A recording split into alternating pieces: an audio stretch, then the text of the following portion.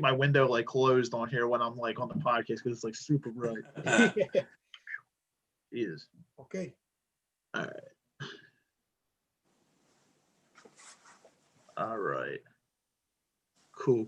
We're live. So I'll put the link in the pages so everybody can see us, and then I'll introduce. I'll start. Just wait a quick minute. All right.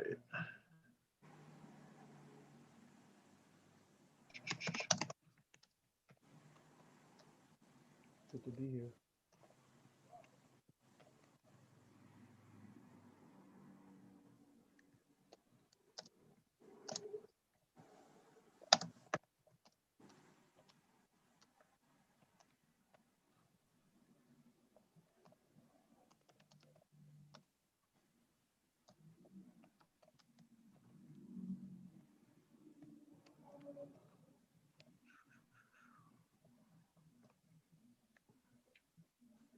We're on the mix. All right, so it's in the group page. I'm going to post it on your page right now, George. No problem. And then Manny could share from there. I could. Yep. Yep. We're all, like I said, we're on the same, literally in the same page. So get it? No pun intended. All right, it's on my page now. Let me know, I guess, when I start talking so we could, Yeah, I'll let you know as soon as, we should be. Yeah. Give me a little signal. I'm good. Should be 2 seconds. But I just got it on my page. Now it's coming on your page. Sweet. All right, cool. Yeah, you're good to go, man. All right. What's going on, everybody? We're live. Here we are again. It's the episode 18 of the Locked In podcast, the Stephen G Show. I'm one half of the podcast, your host, G Mac, aka G Money or George Mechai. Alongside, I got my friend Steve Ushman 4503. What up, Steve? What's going on, Locked In Nation? There we are. We're in here. Everything's going along. And we have a very special guest today. And, definitely a unique guest and one of our good friends here, my man, Manny Manolo, a.k.a. Manolo. What's up, Manny? What's up, my dudes? What's going on? Kilo K's your boy. What's going on? No doubt, man. Good to have you, bro. Good to have you. Today's episode, guys, it's a pleasure. Thank you. No problem, bro. Definitely. Today's episode, guys, is going to be revolving around music. As some of the promos that some of you guys might or might have seen, talks about the music industry. So today's episode is going to be music, how it's shaped or has some kind of influence in our lives, and a little bit of insights and how the music industry and how music in itself, works. Obviously, it's a broad podcast, and the idea today was to have a little bit of a broad podcast, but yet still focus on a couple points. And we have here somewhat of an expert in the music field, a DJ, a guy that's been, around singers, rappers, from New York to Philly to even Spain, for that matter. And my man here, he's definitely, a guy who can ask a thing or two. Vale. Yeah, definitely. I mean, I've traveled in many places. I've traveled in many countries, and I've heard many different types of music, different types of cultures, introduced to different type of cultures. I mean, around the world, there's so many beautiful singers, so many beautiful music of all kinds. I mean, not only religious, but also of sentiment, of ballads, of hip hop as well. Hip hop has also played a big key role in the whole world. Everywhere in the world has their own style of hip hop. Yeah. Yeah, for sure, man. Definitely. So I mean, let's put it like this. Let's start back in the greatest era, which is what they call the greatest era, back in 1920s when music was, first hitting up and records, vinyls were first being created, and people were, buying these xylophones to listen to these vinyls. Yeah. Even music back then had meaning, had feeling, from the simple trumpets to the simple saxophone to, the beating of the drum. It all had meaning, but not only meaning, but a feeling. We all would feel it. It's music that we will feel from inside out, whether it was a slow song or a fast song. Right. Slow songs will always be a sentimental song, so we will always have some type of empathy with that song. It would remind us of something of our past, or remind us of a lost love. Man. Let me start with that one, but yeah, true. No, I mean, music has an impact in our lives. It all depends on what kind of song and what kind of music. I mean, What kind of mood you're in too, as well, obviously. absolutely, absolutely. If you think about it, I mean, even myself, when you're working out and you're in a pumped up mood, what do you listen to? You listen to rock. You listen to something hardcore, Something fast paced. Yeah. yeah, it's something that will automatically give you a lot of motivation. That would motivate you to do more, to do harder, to do stronger. It would amplify you. Would amplify your feeling. I mean, if you're having a bad day or if you're having a moody day, then you want to listen to something that's actually going to pick you up. That's going to give you inspiration. That's going to make you feel positive. Music can mean and can be so many things. It can turn us to be and mean so many things to people. Even if we're having a bad day and we listen to that one song that all of a sudden reminds of us of a good memory. It reminds of a time in our life where everything was great, and we pass that positivity along to someone else. We let them know, oh well, look, things are not as bad as they can be. Like you said, right now we're in this lockdown situation. Even now, more than ever, we depend on music now to keep our hopes up, to keep our minds away from this chaos and things that is going on around us, kind of to keep still positive. Music helps, makes the soul better, to say so. No, absolutely. Music helps us in so many ways, and it inspires us in so many ways, and it has a lot of effects psychologically. People don't seem to understand that, especially now more than ever. I mean, music has changed so much from, again, like I said, back in the greatest era till now. Music has changed so much. It's changed drastically. Yeah. I mean, once upon a time, music used to be meaningful, had meaningful words. Now music is just more commercialized. It's more, materialistic. How it makes you feel, like the mood, maybe a beat you hear or something, like, okay, I could go along with this, bob your head. But there's no lyrics. Yeah, I mean, music now, instrumentally, it's great. The beats are better. The beats have clearly become a lot more understanding and clear to hear than back then. Back then instrumentals were a lot harder to hear because of the type of equipment we were using. Equipment now has become so much, so sophisticated. It's become so complex that now we hear the clarity. Vocally, when we hear, people and their lyrics now don't really have a meaning. Lyrics now is more on what type of material you have, how much of it you have, what kind of girl you got. She from the hood, is she, street. So, and that's a nicer way to put it. Understandable, because it's actually it's more vulgar than that. Oh yeah. Oh yeah. You understand? And I'm trying to keep this PG-13, and I'm not sure what kind of audience we have as well. And just in case if a kid happens to go live and go, "Hey mom, what is this?" Watching Nanny, George, and Steve. What are you listening to? So we don't want to get some nasty comments and stuff like that. Yeah, that's good, man. What are you guys are teaching my son and daughter? So, whoa, we don't want those are. I'm sorry. But I mean, in all sincerity, I mean, this is where we have become. The prime discussion nowadays with where music is headed is like the song WAP.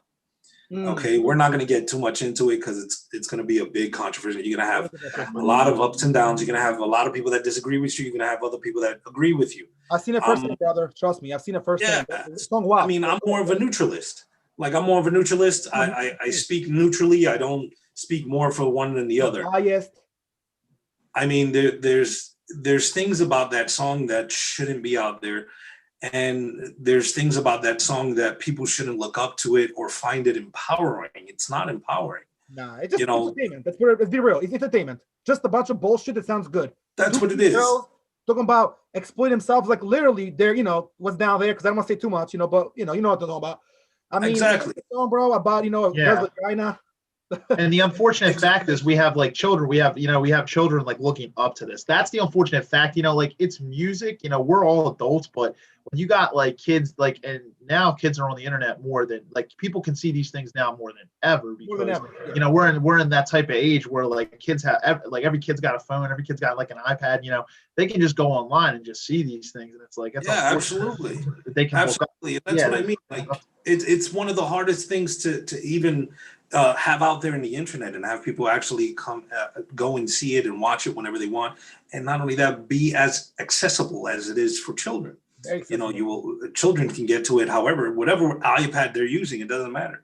They can get to it. On there real quick, not to cut you off, bro, but speaking of children, did you guys know, I think me and Steve talked about this behind, the scenes and, off air, but even, when we're chilling about, it might sound a good song if you're like in a certain setting, like if all of us went to a bar with a bunch of chicks, we're chilling, it's one thing.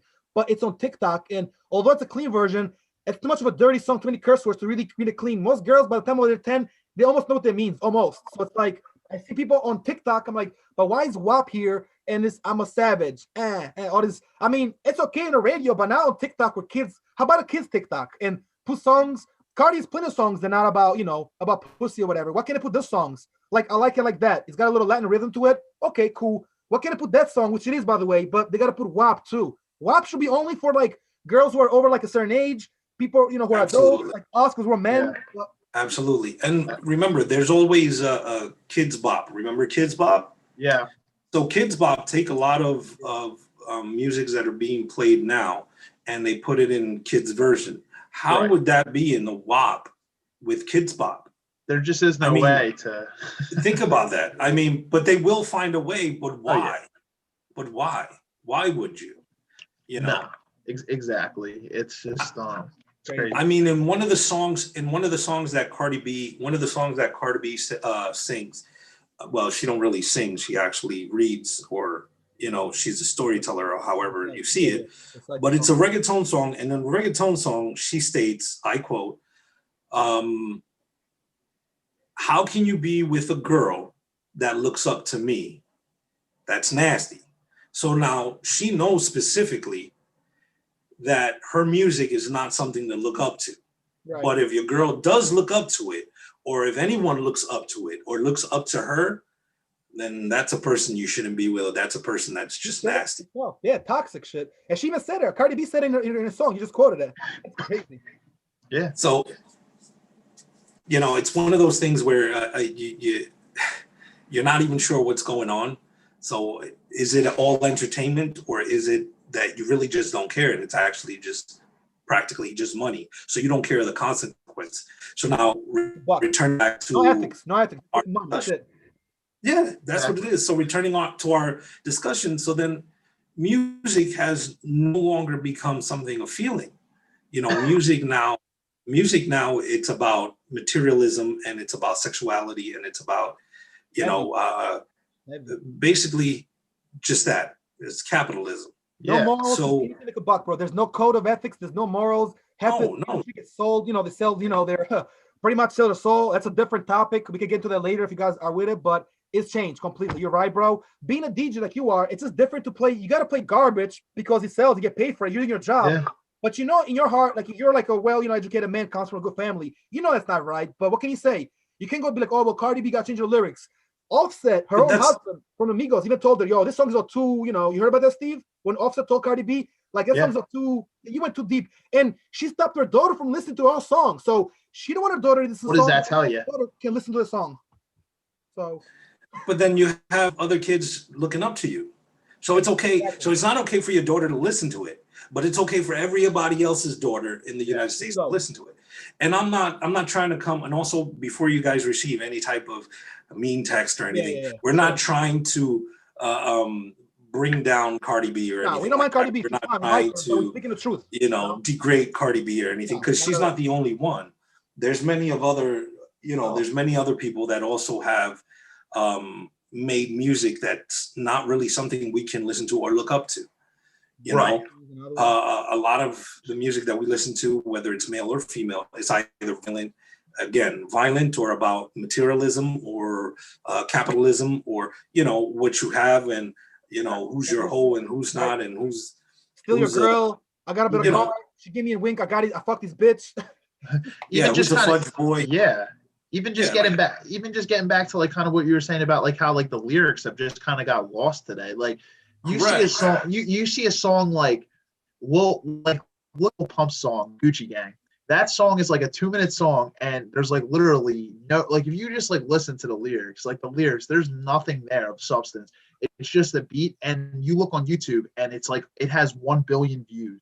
That music video has 1 billion views. Like, what does that really show for us as a society? It's like those type of artists are getting that type of clout, and it's insane. It's a And 2 minute and video that's of the thing literally that boggles me, and that's the thing that boggles me the most. You know, even as a DJ, yeah, we play music. We play music to entertain the crowd. We play what they want to hear. It's not so much what we want to hear. Only a true DJ knows that you don't play for what we want to hear. We play for what the crowd wants to hear and what the crowd wants to feel and how they want to feel.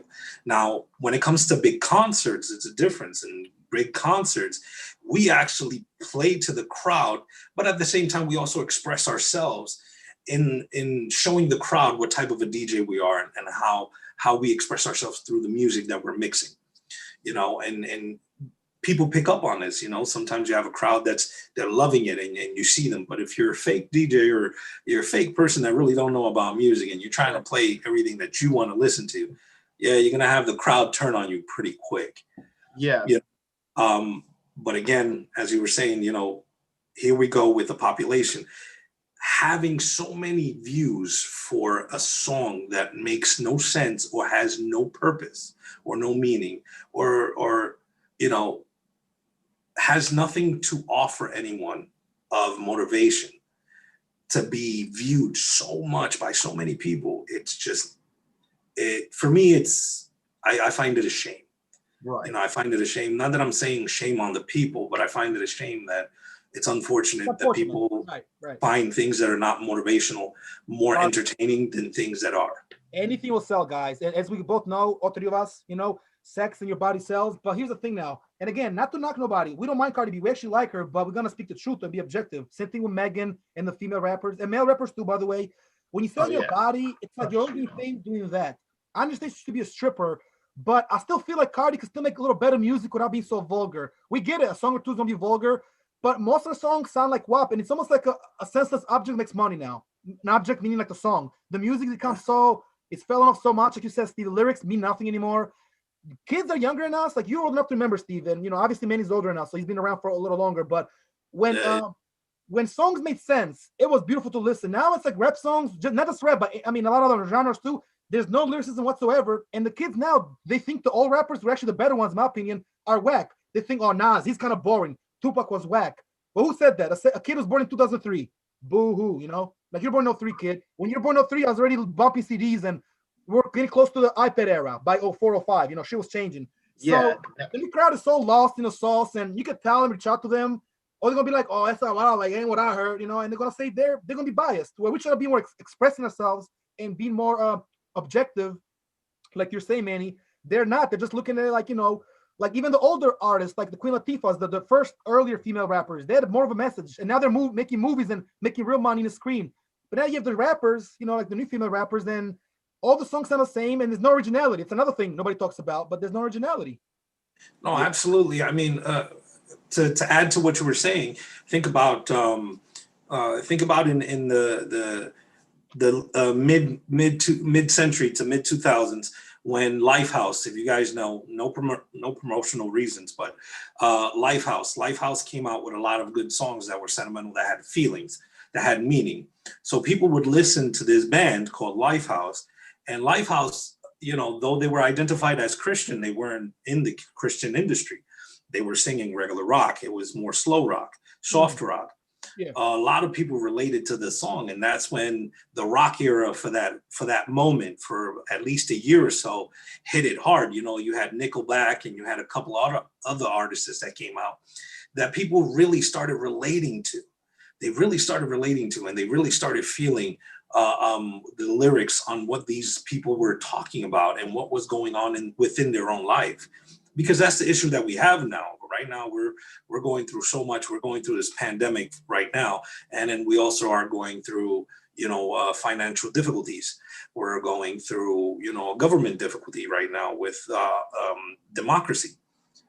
And right now, more than ever, we can always use some type of motivation by some type of artist or some music. But most of us revert to a lot of the old stuff, because the old music is what had sentimental feelings. It still has. It still has. Even punk rock music. Yeah, absolutely, man. That's a great point. Yeah, like I feel like today, like you just see like people. I feel like it's kind of like you were saying. They kind of sit more with the instrumental than you do with the lyrics. Like back in the day, you could hear like certain lyrics and it would honestly incite some type of feeling inside of you.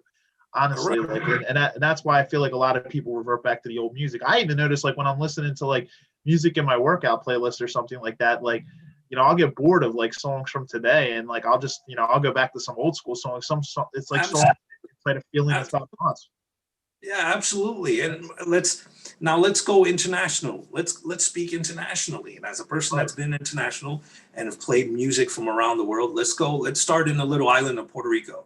Yeah. Puerto Rico were very known for their salsa. They were very known for their salsa. Salsa back then was one of the most, and still considered the most beautiful music of that culture. And it's very folk, it's very loving. Even the dance itself is seducing. It's very seductive. But lately, the salsa no longer has that love that once had. Salsa now doesn't have the same feeling and the same heart as it had years ago, even decades ago. A lot of the people to this day, when they listen to salsa, they listen to the older salsa. They don't listen to the new salsa. Right. And a lot of some new salsa, you might get one or two that people will listen to, but it still deviates from the original. The same when, let's go for the island of Hispaniola, which is Dominican Republic and Haiti. Mm-hmm. And Dominican Republic, I mean, they are very highly known for their merengue and bachata. Merengue was always an upbeat music. It was always an upbeat song, which again, Puerto Rico as well used to also have their own style when it came to merengue. And a couple of the other islands, including Cuba, Colombia, they also had their version of merengue and salsa. Now, Cuban salsa was also as seductive as Puerto Rican salsa. So that's something that's never changed in Cuba to this day. Cuban salsa is still just as seductive and loving as it was back then. As the era changed in the other islands, though, the same has the music changed. Dominican Republic, again, going back to it, they also have a folk song by bachata.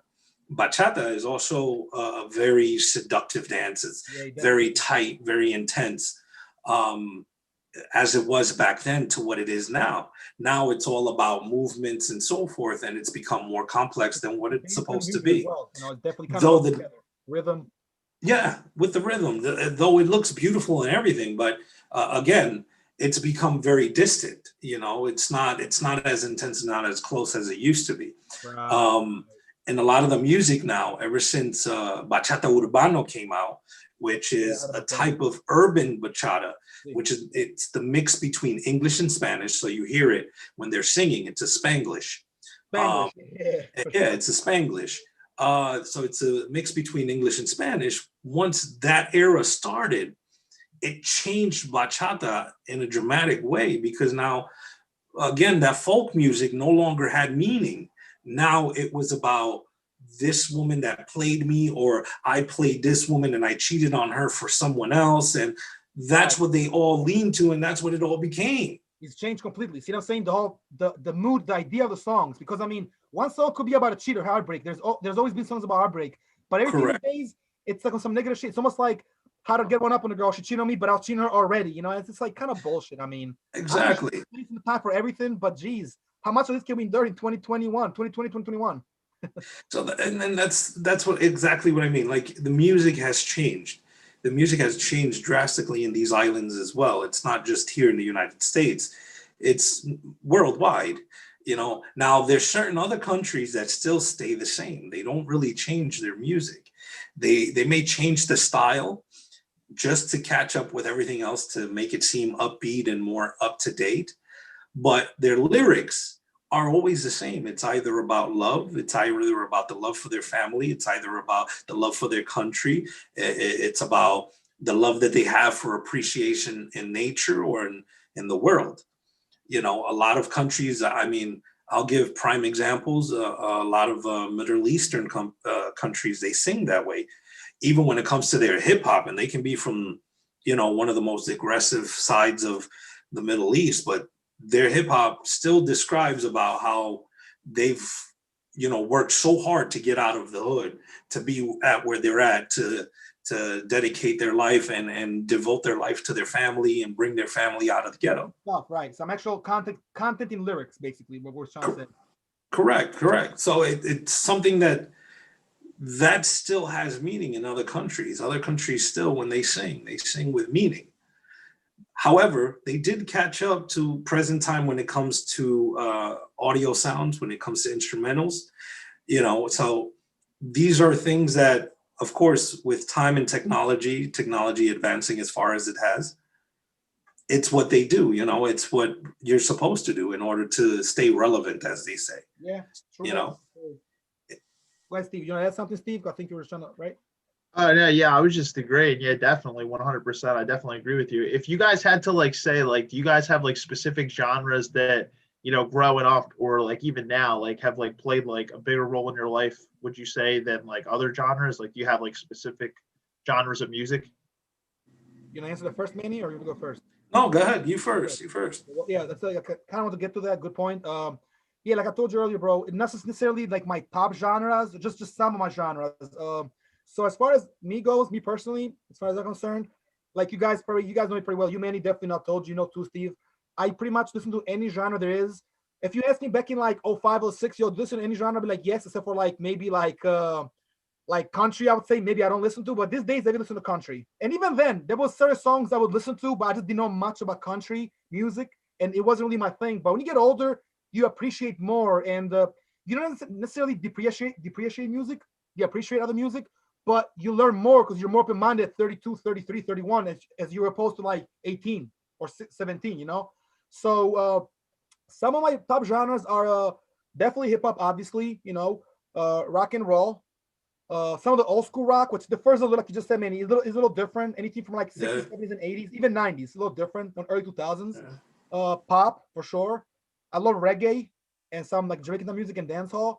I do like slow music and R&B as well. That's already like 5 genres or 6 genres. And like you said, definitely like reggaeton and a lot of sort of like Latin, Hispanic, Latino music that obviously a lot of it got some roots in Spain as well, but also like in Puerto Rico and from Africa, because, you know, PR is a mixed country, you know, so definitely some of that.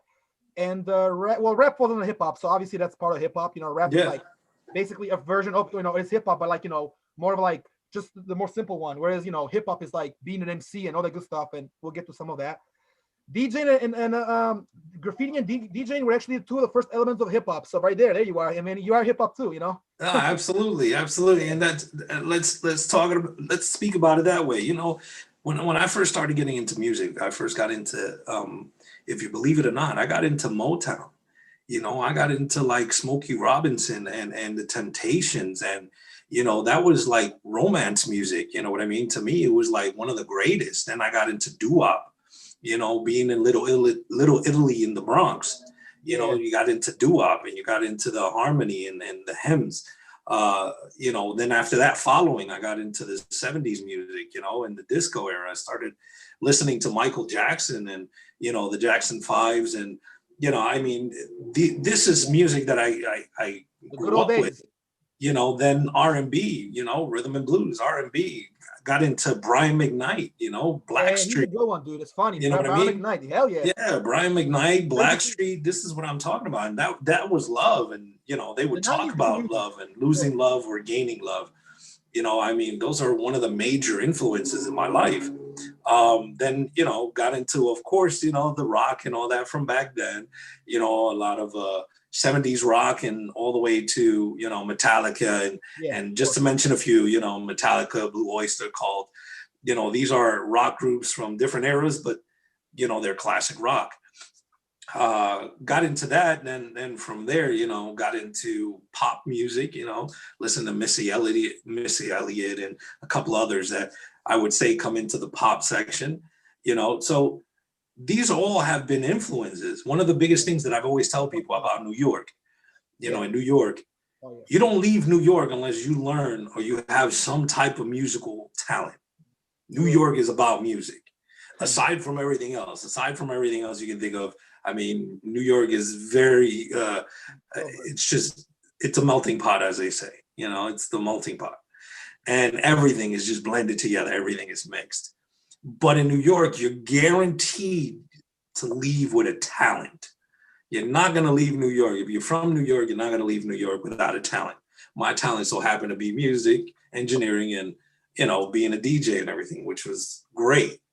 And that was more than anything else I can ever hope for. I was surrounded by other people that were singers, though I can sing myself, but I was more like the backup man. Was more in the back, fixing. Right. Yeah, fixing the music and everything. But I was surrounded by dudes that were always freestyling and spitting bars in the corners, and the friends of mine's. The birthplace of hip hop, the Bronx, of course. Yeah, and friends of mine's that were in the corner in Little Italy. We sing doo-wop, and we'll have 4 guys, and everybody's just singing in harmony. No instrumentals, no. Bronx it's just doo-wop. Yeah, that's just the class. Yeah. They're playing bass with us. So I mean, it's what music is supposed to make you feel like. The moment you hear it, the moment you anticipate a song that you like. I mean, even to this day, I don't care what it is, whether it's hip hop, whether it's trap music, whatever it is. To this day, when a song comes on that is like the most popular song or a song that you like, you can damn guarantee that person is not only going to turn that volume all the way up, but going to try to sing the best they can, the lyrics, if they know it, that they can with the song, and just scream them out from the top of their lungs. It puts you in a mood, bro, for sure. Like I actually did the other day, I was listening to a song, I was by myself, kind of like start jamming a little, put the volume up. You feel that car ride with the volume, it does something to you. Music really hits your soul, but that's a whole other topic, and then we get deep into that. We can have 2 episodes on music alone, guys. Yeah, of course, right, Steven? Exactly. Agreed completely, man. And that's awesome, kind of hearing your progression of kind of how you got into like the different types of music as you grew older and everything. I would say if I was going back, so when I was younger, I was kind of into rap and R&B from a young age, as well as like I would say like alternative rock, probably like 90s and even like 70s. I kind of got into like a little bit of AC/DC, a little bit of like when I was younger. I went through some phases. So I skateboarded a little bit when I was younger as well. Then as I kind of got older, I kind of got into like even like a screamo like metal, like a Bullet for My Valentine a little bit. I got you. Stuff like that. Yeah, like when I was skateboarding. Papa Roach. Yeah, like, and then today I would say I'm into still rapping R&B, hip hop. I'm into a lot more genres now. It's kind of like you said, George, like into multiple genres. Probably not as much country, but there are some country songs that I do like, and I've even kind of got into jazz a little bit. It kind of depends on the mood that you're in. Like sometimes even sometimes now I'll listen to like John Coltrane or like Miles Davis or something like that. Depending on the genre. But when I was younger, when I was 12 years old, I bought my first guitar. I actually still have it. It's a Stratocaster, a Brownsburg. I was actually in like a band when I was on. Nice. I was in a band. Wow.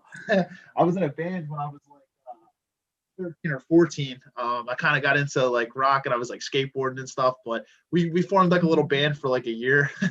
But I was in like 7th or 8th grade. It was pretty fun. My one buddy played bass guitar, my other friend played drums, and then our other friend was like a singer. So we were called the Infamous, and it was just nice. Nice. I like that. The Infamous, like Mobb Deep. Yeah, exactly.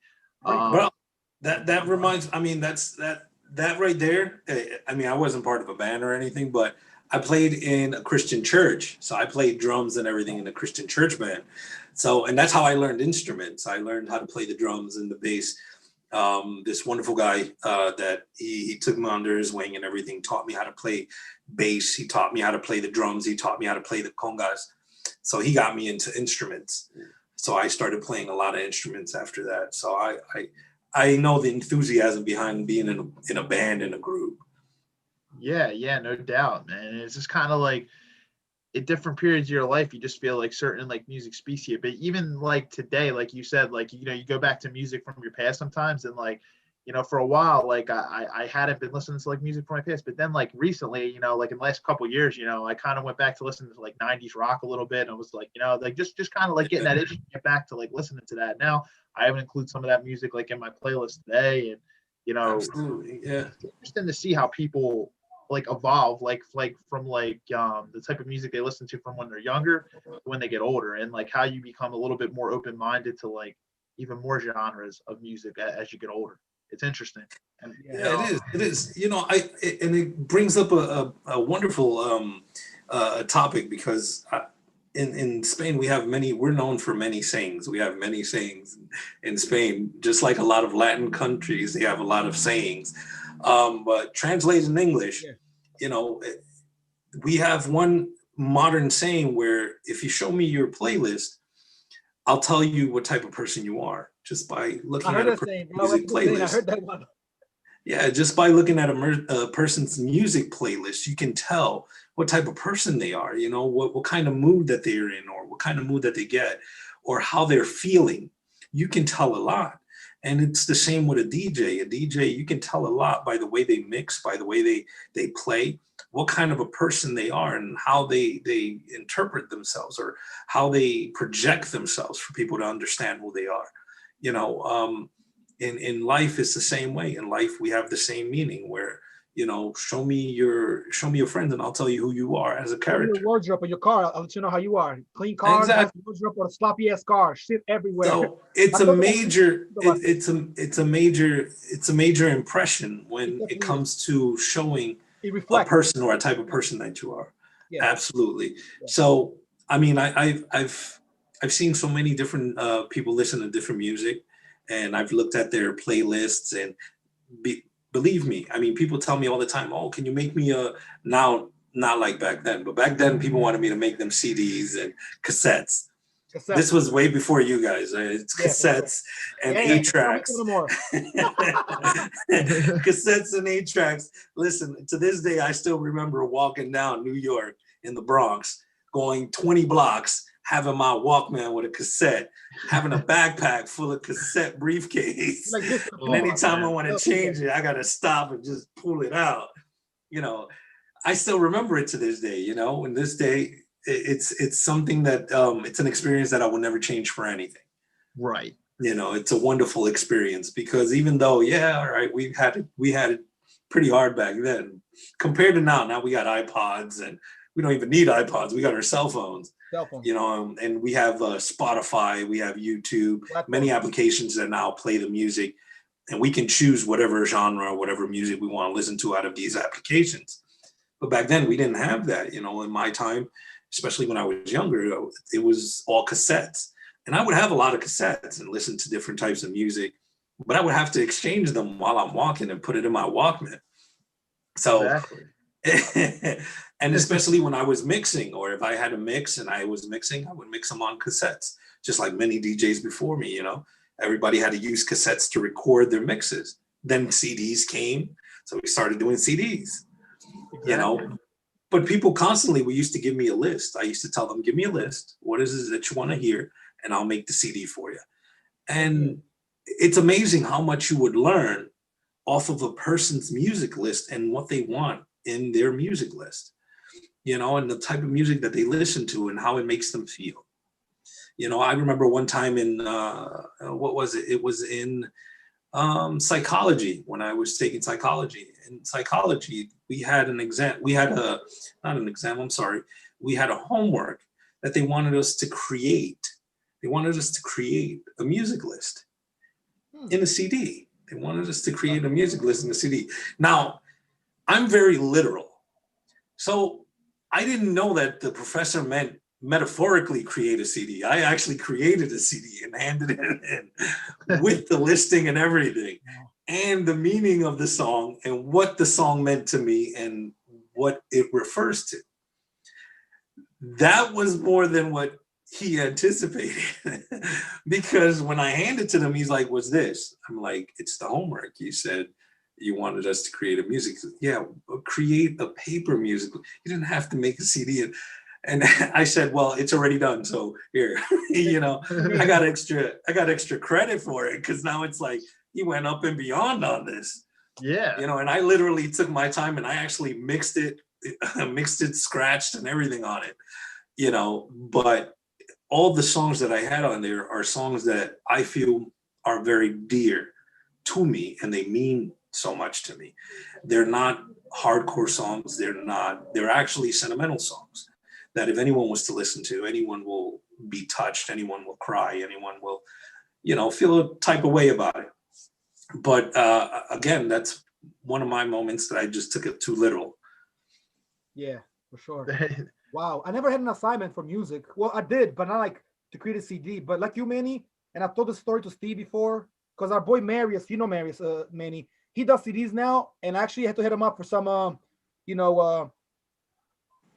actually hit him up for some songs, right? And I used to do the same thing. People were asking in high school, let me get a little list. I was like, I got you a CD, or bring me a CD, give me the list. And I used to charge like $3 for normal, $4 if I have to do the CD. If you're like my boy, sometimes I do it for free, like back in the high school days, like middle school and high school. Oh yeah, I was a big one. I stopped making CDs like that around 08, 09. And then, yeah, that's when I stopped making CDs, because, the phone thing got popular. And then even now, I still, I have people making CDs. So yeah. Right.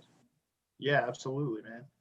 I just got to pop out for just a quick 30 seconds, guys. All right. I'll be right back. Okay, great. Not a problem. Right so back. George, talking about you making CDs and all that for boys and stuff like that, for your boys or whatever, that reminded me back in the days when I used to make mixtapes. I used to make mixtapes for girls that I liked. You know what I mean? I used to, I used to put it in with some R&B and some, like I said, I was into like the real classics, and back in my time, it wasn't classics. They were actually the hottest R&B you can hear. Right. In the 90s, they're the hottest. Now they're classics. Now they're old. They're like now they're classics. All kinds of artists. Monica, or like remember Brandy, but like not now 90s Brandy when she was like young. Like correct. But that's what I mean. Like I remember listening again, like with Brian McKnight, Backstreet Boys. What was the Drew Hill? Whitney Houston. And,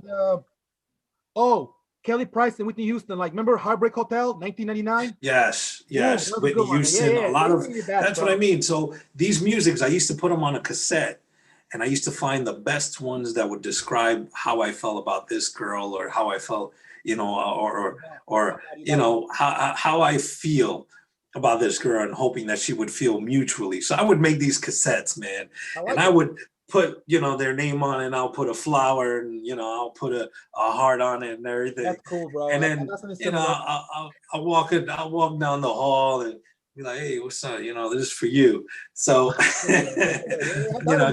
just listen to it when you get home, and just give me your thoughts tomorrow. Think of me a little bit, but thank me later. But back in that time too, we didn't have cell phones. Back in the time, we didn't have cell phones. What we used to do is we used to write down on a piece of paper, "You like me? Check yes or no." So it's like, do you like me? Please check yes. Check that one right there. Wait, your hand is going down. No, you got to go up. So it's like,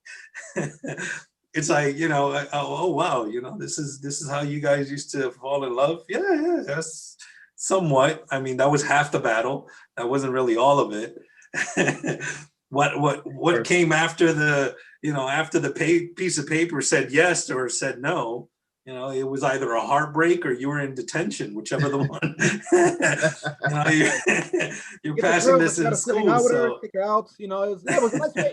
It was the note era. Like you'd write notes. You never pass exactly. Movies, you still see that. That happens in some high schools, but not on the phone. Now it's all about. I don't know how high schools are now, but 10 years ago it was the phones already started. So But that's what I mean. So our love letters back then were cassettes. They were cassettes full of love songs and R&B and things that expressed us to the person that we're talking to. There was a once upon a time in the early century of 2000 to mid 2000s, where people were sending music. They were sending MP3s to each other, or they will text you and tell you, oh, listen to this YouTube song. Oh my God, it made me think of you. So you have people, listening to these songs and remembering who they got and everything. You're right. You're right. Yeah, I'm all right. You okay? Mm-hmm. All right. You need. I'm CPR certified. Need me to? No. I got water for that one. Thank you. I'm sorry. Yeah. I'm sorry. We're in a pad. I can't really resuscitate. So, little humor. We got to throw a little humor in there. Of course. But it's. I remember these things because when I was young, I used to have a lot of crushes, even though they didn't feel the same about me. Yeah.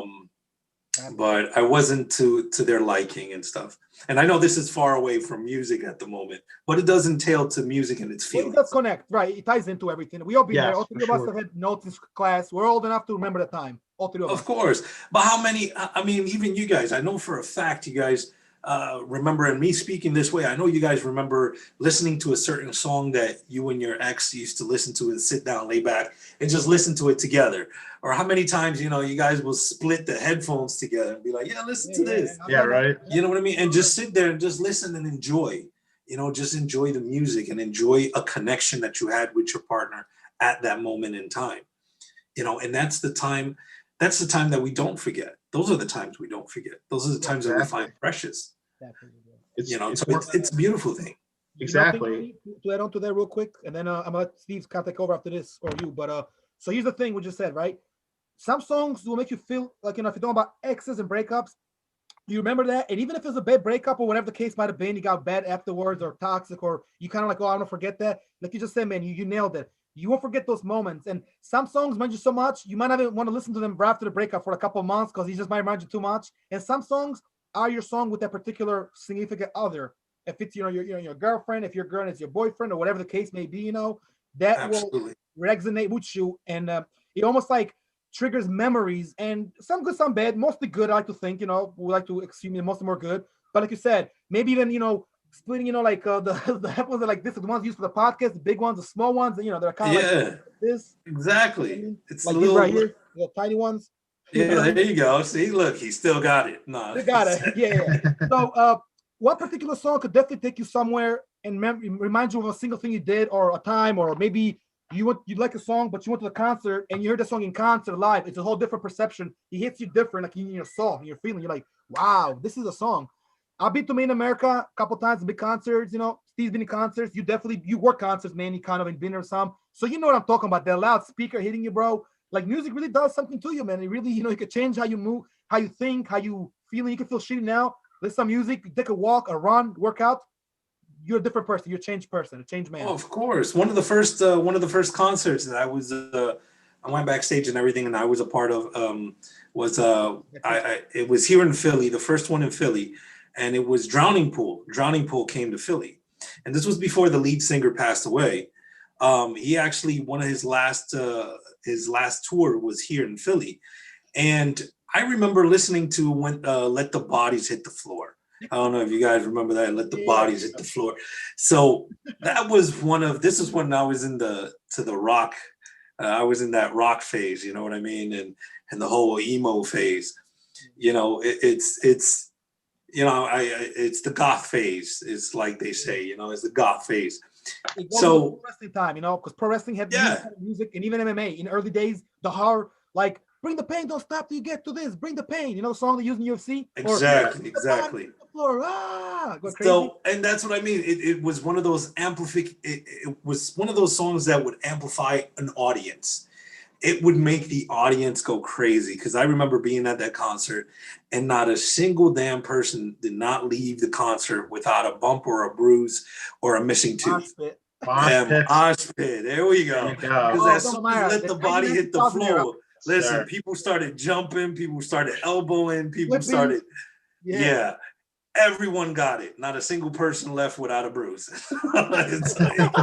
So real quick, so It's all right, That's how like, you know it was a okay. pretty good party. Oh you've been yeah, to yeah, mosh pits. exactly. It's like, damn, You guys been to one? You been to hey, mosh you're pits? missing a tooth. Yeah, it was worth it. Yeah, Yeah, definitely. You guys both been to mosh pits, correct? yeah, yeah. Yeah. Okay. So Yep. all three of us have been to mosh pit. The elbows you might eat, bro, the pushes and all that, and you get crazy in there. Dude. You guys like they're fighting, throwing hands, you know. Listen, I Depending on didn't know what a mosh pit was when I first got into the concert. I didn't know what the hell a mosh pit was. I mean, all I know is it's something that just started happening, and it wasn't even. You don't get a heads up. It just happens. You got just crazy people that all of a sudden go psychotic, start elbowing and pushing the each other, reaction. It's the and it reaction. just creates this whole massive. It's like I don't know. It's like energy. melee.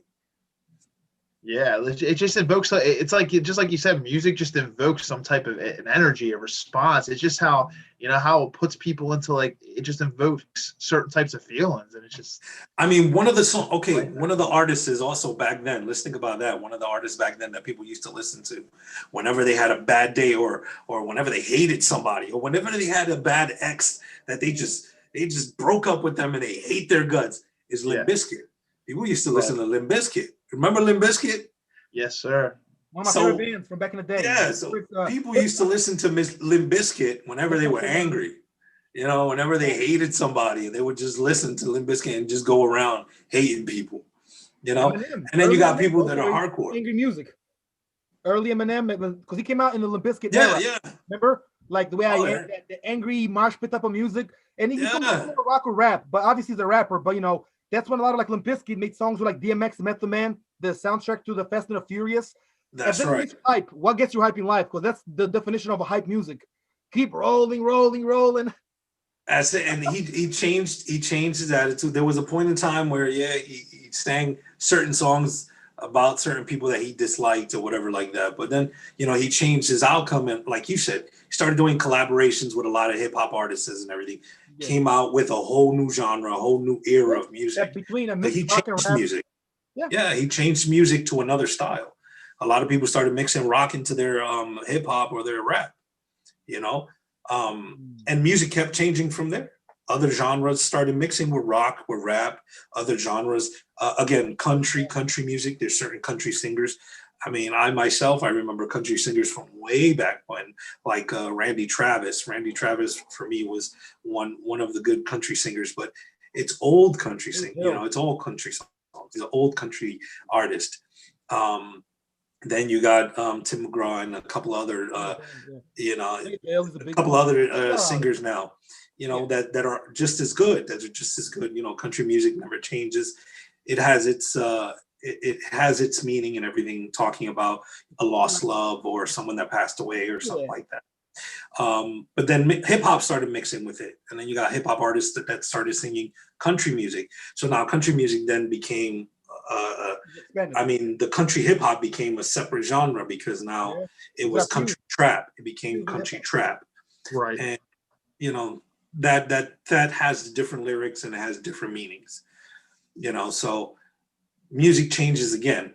But again, it also keeps us in a motivation. It keeps our souls always happy. It keeps us sad. It keeps us. It depends on what we listen to and when we listen to it. Exactly. It depends on what type of mood you're in and what you're feeling. And it's if you're in a relaxed mood, if you're in an angry mood, if you're in a you need motivation, and you want to put something in your music playlist, like it all depends on the state that you're in and what you want to listen to. And in terms of like genres, like mixing, like even look at Machine Gun Kelly, like he went to like a rock, he kind of went just recently to like a rock side, right? Like he kind of switched up his music a little bit. I'm like, people were deciding to like mix and change. He did. And he did it mainly. He had a little quarrel with Eminem for a while, right? And a lot of people seen it as he was trying to make himself relevant. I don't know why so many people find it a way for them to stay or become relevant or become known, right? By attacking Eminem and only Eminem. Yeah, he's right. You know what I mean? Because I have not heard anybody attacking anyone else.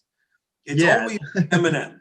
It's as if, I understand Eminem is like one of the, as they say, he's one of the fastest rappers as well.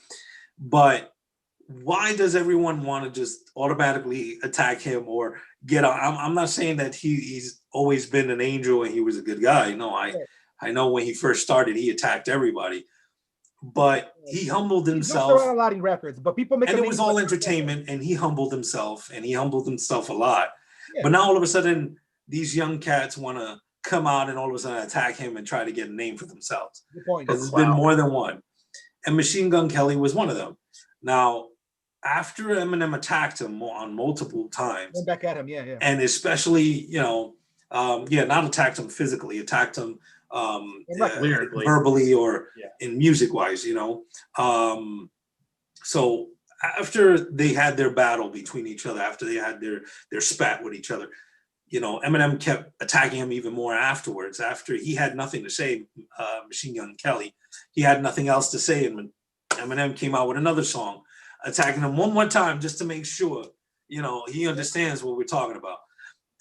Right. After that, he turned into rock. He just went into rock. He was like, you know what?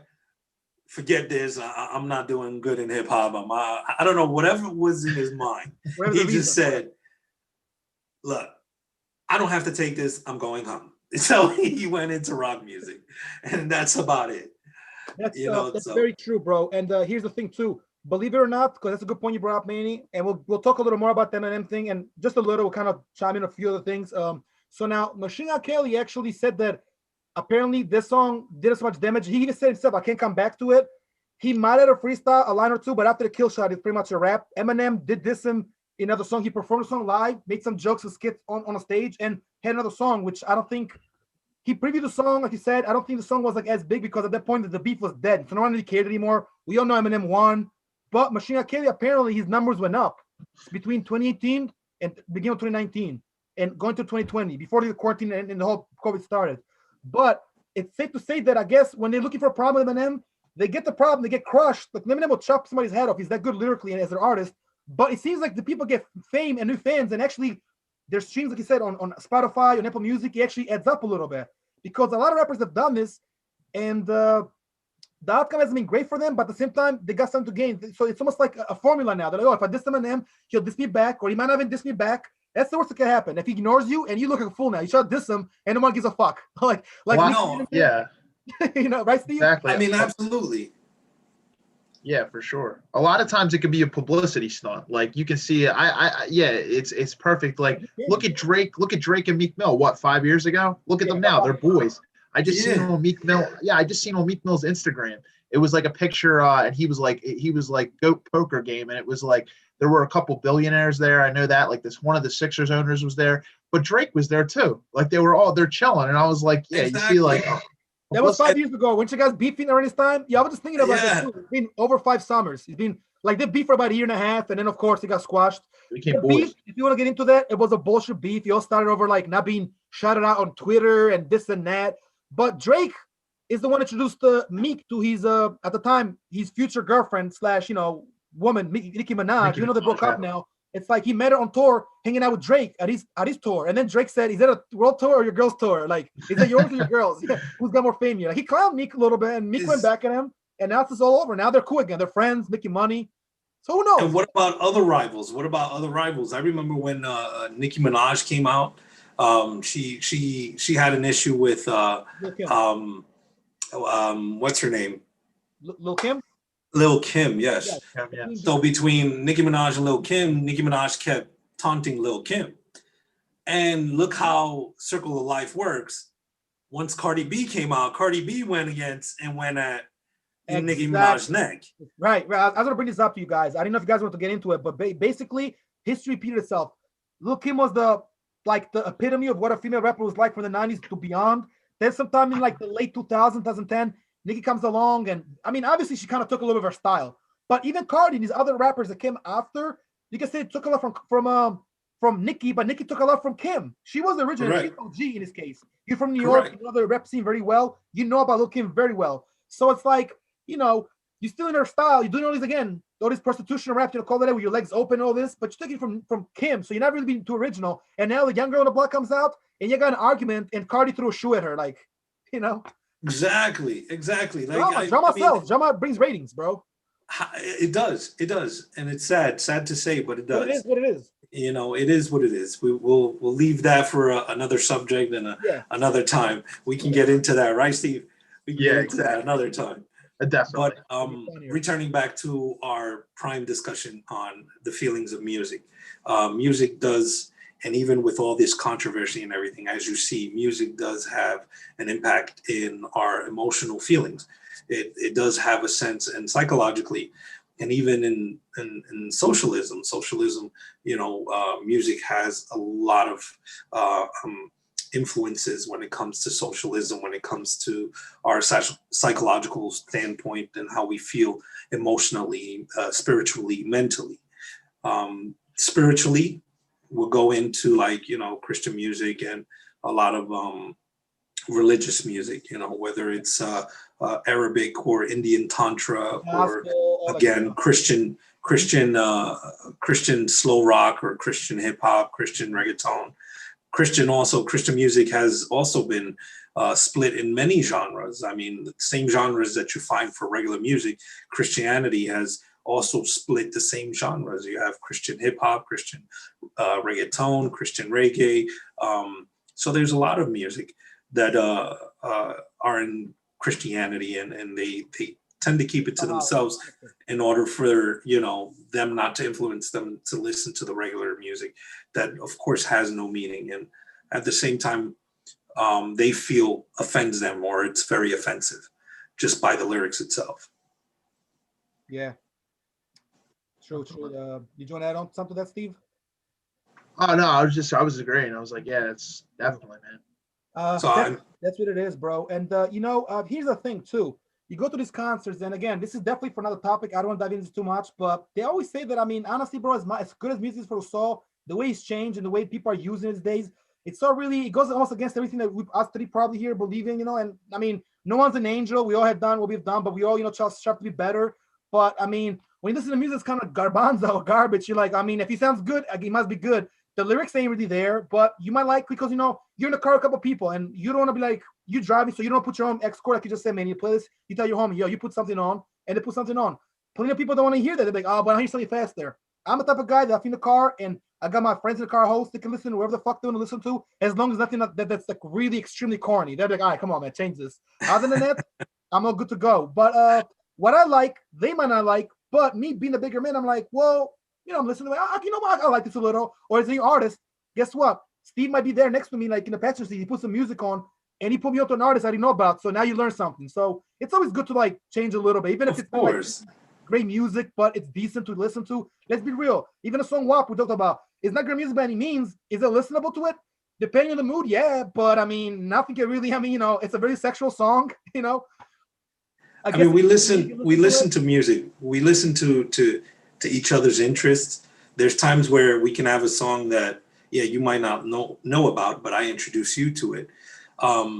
It's the same with proper etiquette. You know what I mean? When someone is a guest in your car, you want to make them feel comfortable. You want to make them feel welcomed. You want to help them feel welcomed. So you play whatever music they want to listen to, or whatever Exactly. song they want to listen to. And that's proper etiquette. That's just you being polite, you being kind, and Gorgeous. And you exactly. value this person's friendship. You value their relationship. So you want to make them feel comfortable. You want to listen to whatever they want to listen to. Yeah, sometimes it's gonna suck. Other times it's not. And then there's times that, yeah, they're gonna introduce you to something you've never heard before, and you're like, I can bob my head to this. Yeah. Something to And you listen just to. start going crazy when you're by yourself. Yeah.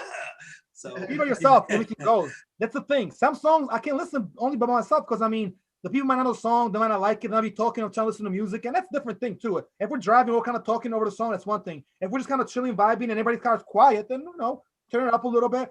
There again, there's you being adequate, and there is like reasons why we do things, and everything happens for a reason. When me and Steve went to the beach this past year, that passed in the summer, we get a kind of music. We talk sometime with some music loud, and I mean, what better place than on the highway? And there's songs that I hear that I heard from him. There's songs that I knew that he probably might have not known, or vice versa. But there's always something out there. Artists that for years have songs you never heard of. You're like, oh shit, Eminem made this song, or this is a Snoop Dogg song, or this is a Michael Jackson song.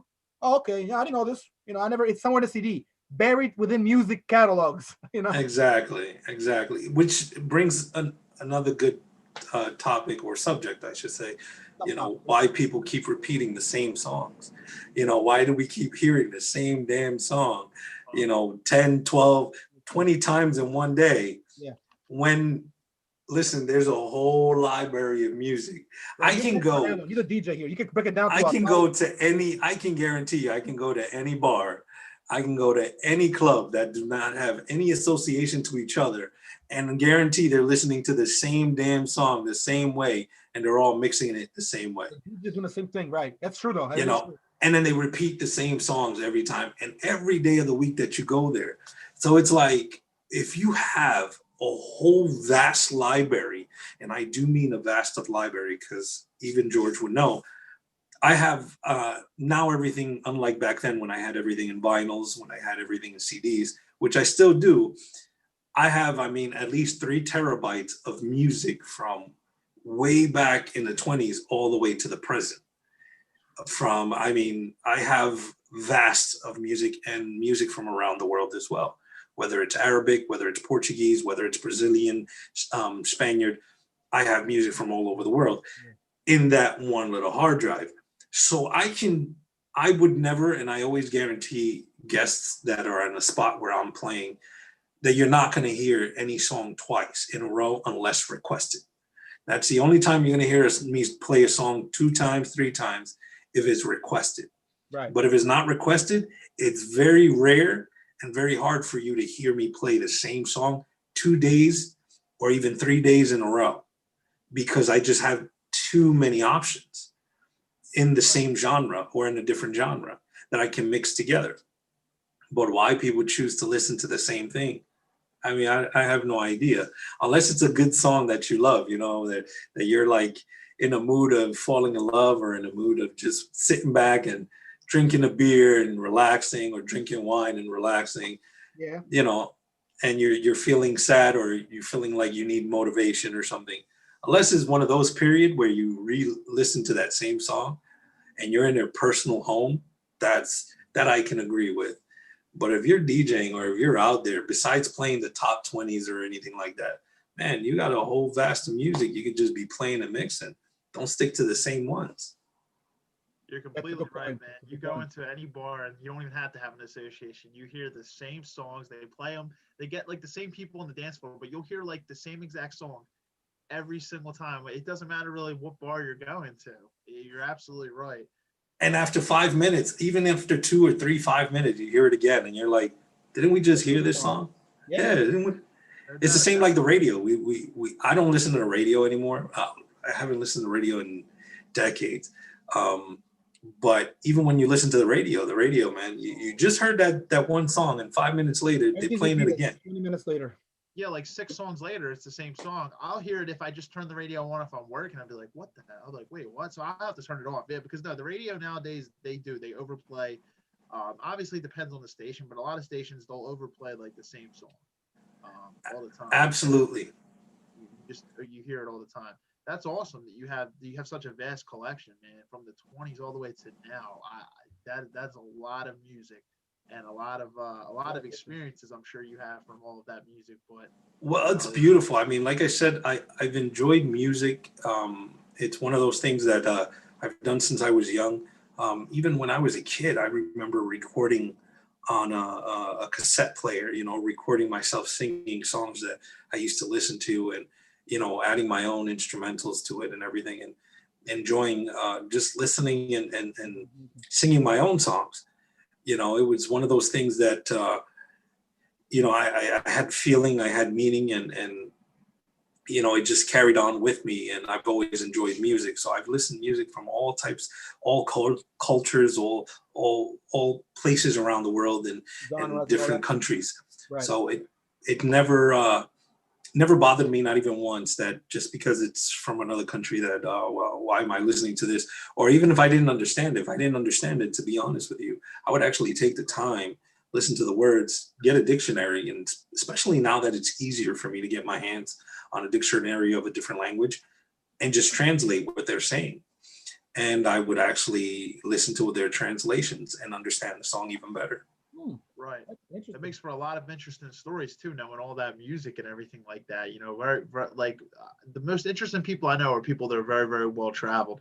It's like being able to like have like music knowledge and have a vast majority of music from all different, not just from certain time periods, but from all different cultures. And that's very, very man, that's awesome. That's phenomenal. I mean, like I told you, music has a big influence. It had a big influence in me, and I can guarantee it has a big influence in people's lives today, and even back then. Not so we have, yeah. You'll always have music that's controversial. You'll have music that some people agree with, that They don't agree with or some people that don't agree with it. Music that just shouldn't really be out there. However, that's part of being, free and having freedom of speech, being the whole able to music thing, right? sing and listen to whatever you want to listen to, The purpose of without no criticisms or anything. Because even myself, to be honest, even if I don't like the song personally, but as a DJ, I would have to play the song, and I'll play it, and believe you me, you won't even know I don't like it. I'll Right. play the song the way it's supposed to be played and mix it the way it's supposed to be. If someone likes listening to it personally, that doesn't give me any reason to judge that person. They like the song, they like the song. That's them personally. That has nothing to do with me. True. There's That, there's no 100%. reason to criticize. There's no reason to judge anyone. Or to hate. Exactly. Yeah. I mean, music is subjective. What you like, not everybody, it's not everybody's gonna like. It's not the it's very, very subjective. Everybody has different tastes, everybody has different preferences, and kind of like we said, it's like depends on the mood that you're in. You might be in a mood to listen to some controversial music, whereas like the other person doesn't, like Exactly. And sometimes people might translate the song differently than what you do. You listening to one thing, I don't know, the prime example back in the 90s, it was a pop singer by the name of Scatman and everything, you remember Scatman? yeah. Yeah, okay. So, Beady Pop and all that. So you got Scatman. For what we know, Scatman was a pop singer and whatnot, but for other people, Scatman is a man just scatting around, which is not a good thing. Right, You know what I right. mean? So it all depends. That is funny. Yeah, true. Oh, isn't that the Scatman? And The why is he Scatman. scatting on my floor? That's not right. So it's like, I see why they call him the Scatman. That's not cool. But it all depends again on how and who is translating and how they feel about it. We all have different ways of seeing certain songs. And what I mean by seeing is music we don't only listen to, we feel it, but we can also see it. Yes. And the way we see it is by the emotions of your fellow man, by the emotions of one another. Advisable sometimes when you're in a club, when the club is very intoxicated and people are intoxicated, they're about to fight. It's advisable not to play hip hop songs. It's advisable not to play rock songs. Why? Because that creates an aggression, which is going to ignite what you already see. It's going to ignite that problem that you already see. They're going to start a fight. They're going to start something because music led them to it. The music was that spark that they needed for gas that was already being released in a room. So, I mean, we always say it, even myself, if I work security and I'm not the DJ and I work security, I always tell the DJ, don't play this, turn that off, just play something else, calm it down first, then you can go play whatever you want to play. Alcohol and crazy music, bro, doesn't always mix well. And like, firsthand, Manny, both of us have done some security jobs, I mean, as far as like just being there. And I'm obviously DJ'd. I'm more or less, I hung out with the DJs doing that. I never actually DJ myself in a club, but I fucked around a little bit, here and there. And some songs are inevitably will definitely kill you to something. And it comes down to people, again, it comes down to alcohol does increase the violence, more so than like smoking weed or smoking a cigar or cigarettes. So alcohol, the machismo of dudes there, the beer muscles, the testosterone, there's dudes and girls there, and then just shit happens. You can go left. So as a DJ, for example, you can do both, and you can tell DJ, yo, we gotta be careful, because some DJs, they don't know what they're talking about too. I mean, they say, oh, I got this. Okay, you got this, dude, but I got the crowd here to kind of tone it down a little bit. So it's good that club owners know that, communicate with the DJ guys in the club, the managers or whatever, with security, so everything's on the same page and there is less fights. Because this fight, some of these places, man, the security like yourself can carry weapons, you know what I mean? So if you're allowed to carry, I'll give you this. I'll tell you this, and this is a funny thing. You know, I know I've been acting silly here ever since we started recording, and I'm kind of stupid, but don't pay me no mind. However, you know, you talking about DJing and stuff like that. Hey, you know, I found out that there's courses on YouTube you can take to be a DJ if you really want to be a DJ. Really? Uh, Like, I don't take it seriously because I mean, being a DJ is a lot more complex than the way they make it seem. where do They you make see? it seem like it's just a push of a button and click. It all depends on what type of DJ you want to be. Right. But yeah, I've been noticing that a lot of people have been taking these little YouTube things and going out and buying DJ equipment and going around trying to DJ and charge very cheap prices for very bad service. Yeah. That's So the world, bro. Everything goes there. Everybody thinks they can do what they're talking about. They think they know what they're talking about. So there's schools to go DJ, you can go to school for it, or you can go to like a special music type of, like a course of well, school. You went to the DJ, hard way. They're doing it the easy way on YouTube online. yeah, but DJing is not something you go to school for. DJ is actually it's a personal experience. Right. Yeah, it comes DJ from is in something here. It comes from in the heart. yeah, yeah, exactly. It's not something that you It's stuff that just you learn out there, but they got courses now, especially for yeah, production. you can, and you can pick up these courses and everything, but it's not something that you just go to a course. Um, you know, this is going to be for another subject as well. Maybe one day it intrigues you guys, but you know, this actually it brings up the perfect topic of what I've been talking about, how certain things that were once a hands-on experience have become now a business where in order for you to learn it, you have to go pay money to learn it. You know, DJ has become one of those. Nursing, once upon a time, you didn't have to pay for nursing or to be a nurse. You actually needed the experience by working in a clinic or working besides doctors before you became a nurse. And you would have years on before you even became a nurse anyway. Now it became a school. You have to go to 2 year school and then another 4 year college. I mean, it's the same with DJing now, the same way with DJing. DJing once upon a time was something that you earn in the streets and it's an experience to now becoming a business where in order for you to learn it, now you have to go and pay if you want to go to these classes or anything and pick up whatever you want to pick up. You know, I mean, back then being a DJ, you were actually one of the most intelligent, or you were intriguingly intelligent in being an artist. I mean, even myself, I remember, you know, having a party and my speaker going out. And back then we had huge speakers with diaphragms and everything. So I had a soldering kit with me. So in the middle of the party and everything, I opened up my speaker and I soldered everything together and made sure everything started working again in its working condition and closed it right up and just kept on working.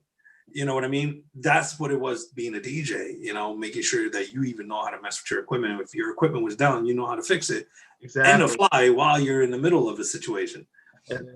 And that's just something they don't teach either, you know, like that's just something you can't. Yeah, it's not like that. It's not like that. I've had the blessing of many DJs from today, especially Latin DJs. They call me and everything every time their equipment goes down, especially now that we use MIDI controllers. We use the soundboard controllers, you know, with a turntable and everything. A lot of them will call me and let me know, hey, look, my turntable's not working. My controller's not working. And they call me and I fix it because I've been doing it for so many years. And it doesn't matter how complex the board itself has to become, the MIDI controller itself has become, because before that it was turntables. It doesn't matter how complex it's become. I actually learned the equipment and learned how to fix it myself because of instances like that, just in case if it happens. How many DJs have I seen that they're in the middle of a DJ gig, or they're in the middle of a party, or they're in the middle of the club, and all of a sudden the computer goes out? Well, you got to have a backup for that, bro. You got to have a backup for that. You can't just depend solely on your computer or your laptop. You got to have at least a MIDI controller disc that's separate from your laptop that can play discs or that can play USB flash drives. You want to make sure you're always set and ready. But again, that's for another subject. You know, it's not the first interest or the first hobby, I should say. There we go. The first hobby that I've seen that went from being a hobby to being business. You know, even now being a DJ is not about having fun anymore like it was. Now it's actually become a job. it's become a business, and But it's more than a become business. depressing. Right. It's become It's like you want depressing. to do it, but you kind of have to. Where before it was like your getaway to go to the club and DJ. It was more fun. Like the guys like the DJ get at times, you know time ago, because you remember you DJing in the '90s, but it's different now. Now it's just like Correct. See, yeah, when you're passionate about something, though, I feel like the money comes. Like that's the thing. People always like so focused on the money aspect of it.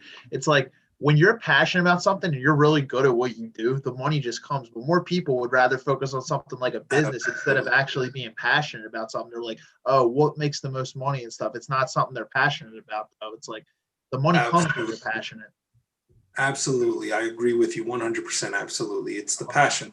And as I said before, in our conversation in the beginning, where music, uh, when you're mixing for people, you're expressing yourself, you're showing them who you are and how you are.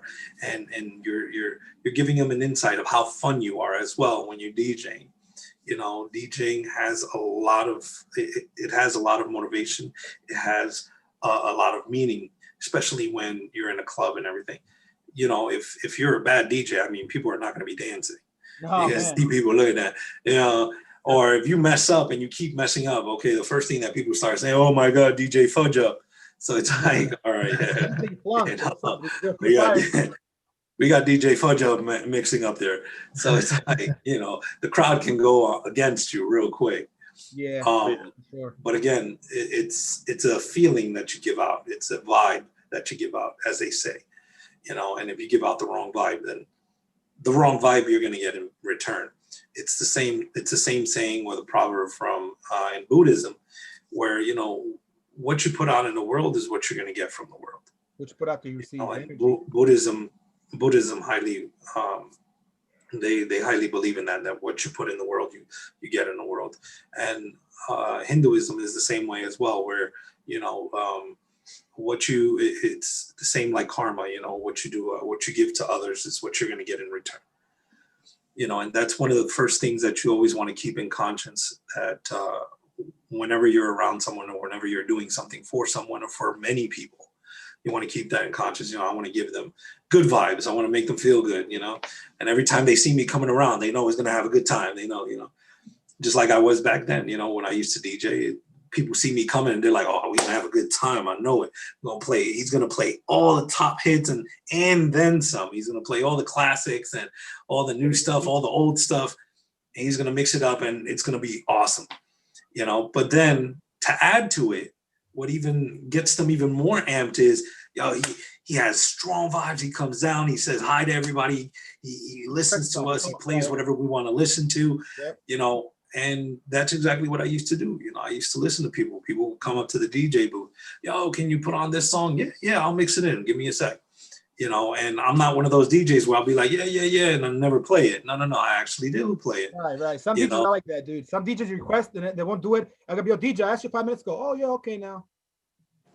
So they'll keep doing that. Yeah, they'll keep pulling you off, or they'll keep procrastinating, or whatever the issue, or they won't even think of you as important. They'll be like, oh yeah, they'll just wave you off. Right. Like, oh, they'll become an excuse. Well, I'm doing this now. I gotta wait a couple songs to like get to the mood. I mean, sometimes it's true, because you told me that yourself, that if you're playing a certain kind of music, I want a rap song, you kind of have to like slowly ease your way to that from these little moves. I mean, through the night, genres change, but some DJs will bullshit you with that. I've seen it firsthand. I had to call a couple DJs like, yo, what the heck, man? I asked you. I mean, are you gonna do it? Like, I had to get a little meme to them. And this happens. Yeah, I got you now. They start, and then they'll put the song. And I understand that sometimes DJs get a lot of requests. I understand all that. I understand that sometimes, it's kind of hard to please everybody. Oh yeah, absolutely. It's very hard. It's very hard. But it's really not that hard to just play a song, especially if these are the people that are paying us, and these are the ones that are paying patriots, and they're the customers. You know what I mean? Even if I'm in a different genre, and the genre, let's say I'm in a Latin genre, and you want to listen to a trap genre. Okay, well then once I get to the trap, the first song I'll play is the song you want to hear.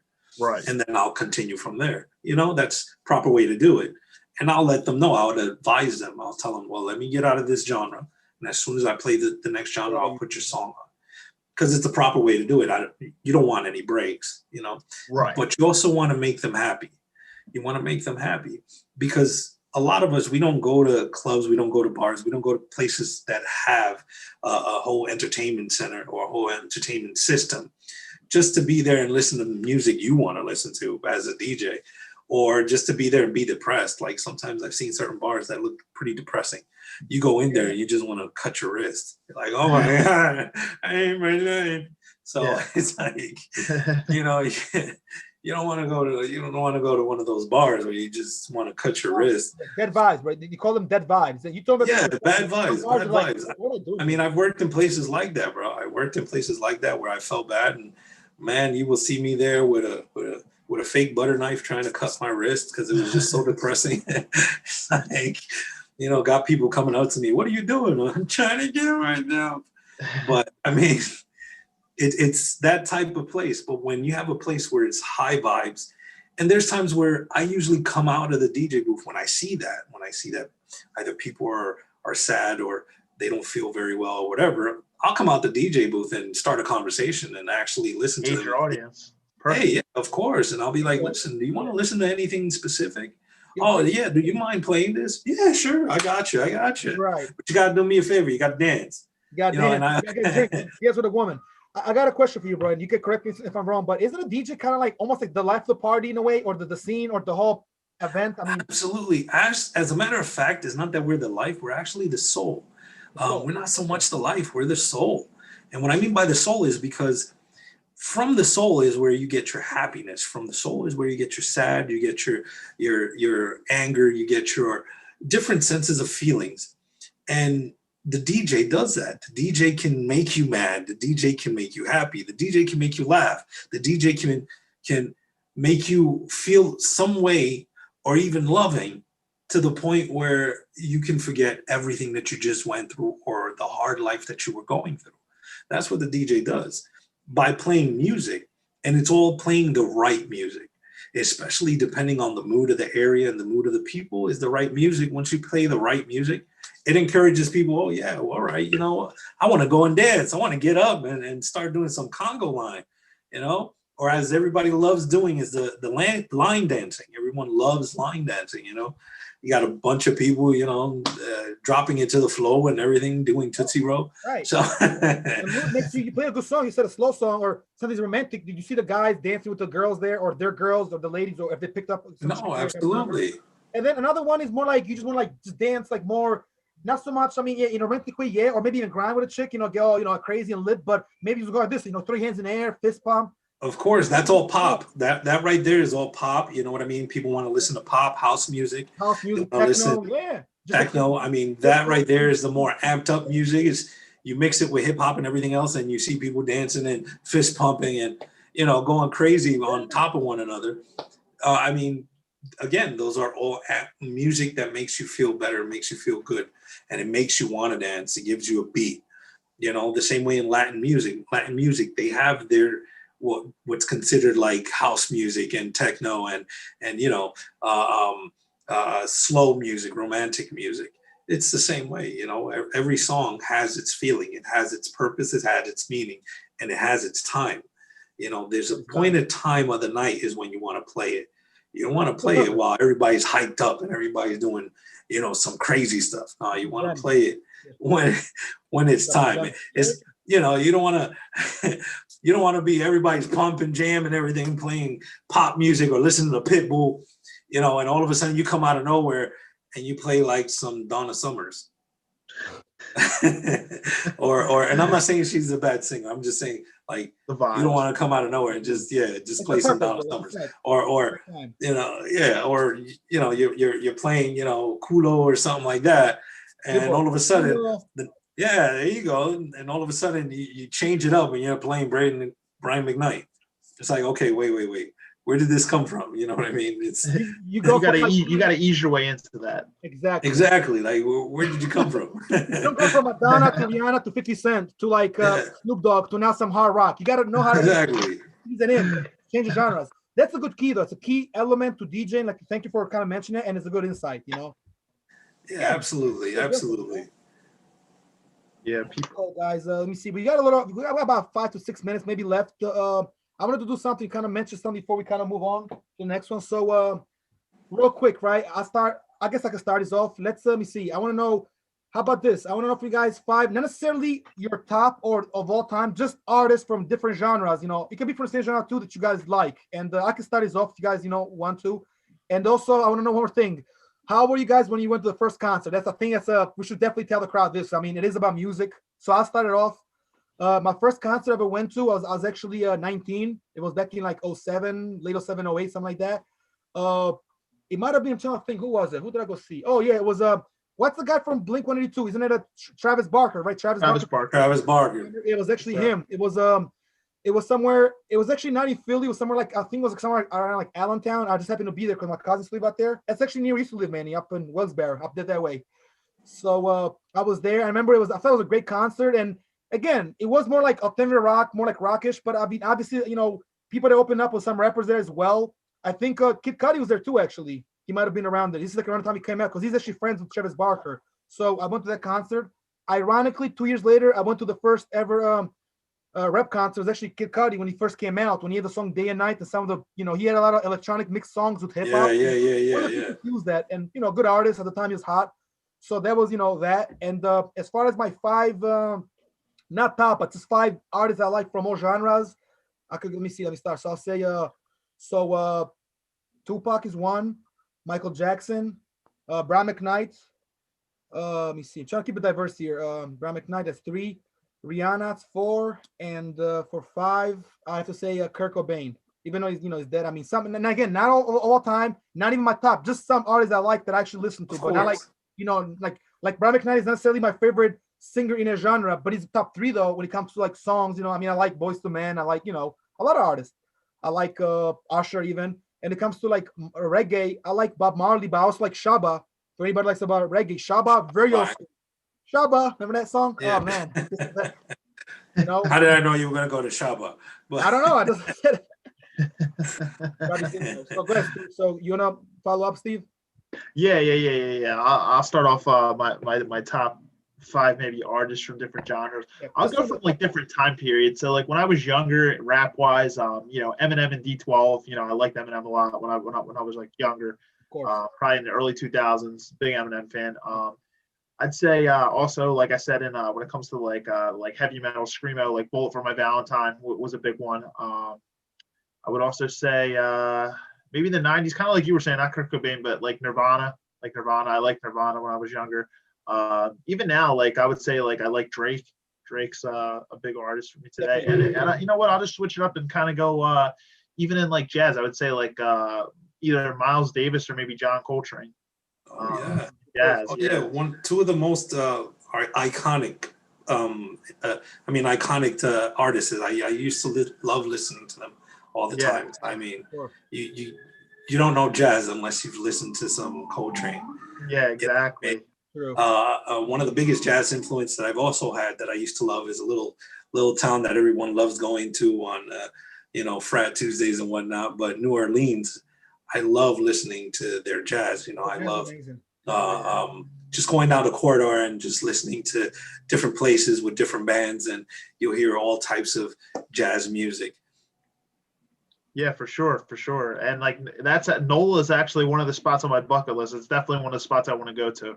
And I always hear from people that go there, like the same thing, like the vibes, like music wise, it's just, it's like unmatched. It's unmatched. New Orleans is alive. New Orleans is alive when it comes to music.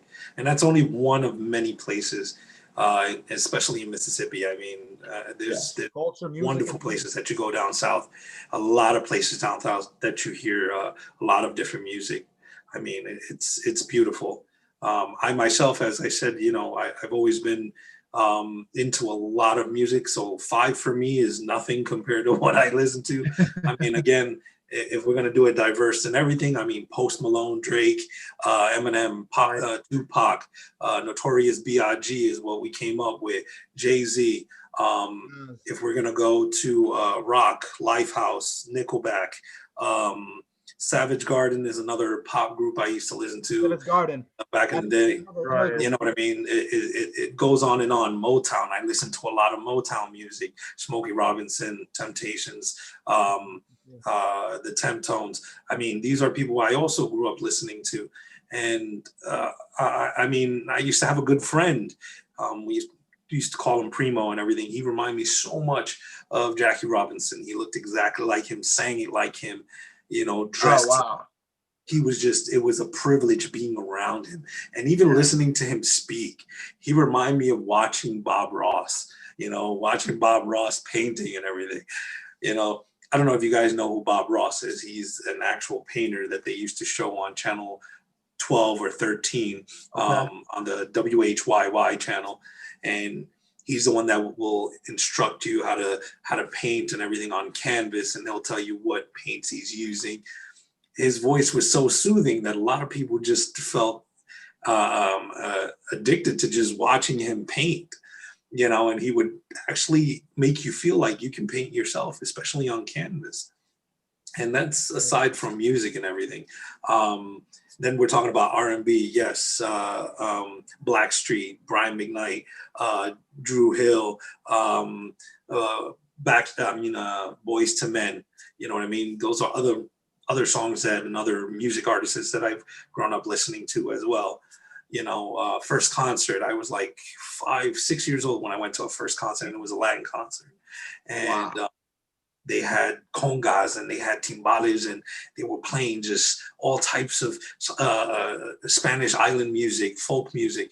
And it was just so intriguing and so interesting how lively they were, and how they loved playing, and they would play their heart out. You see them sweating, and you'll see them working it off.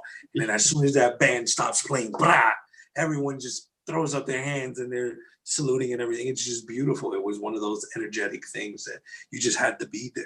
For you, bro, real quick. I think you answered this. I'm sure Steve knows about this band too. Remember Gypsy Kings from Spain? Oh yeah.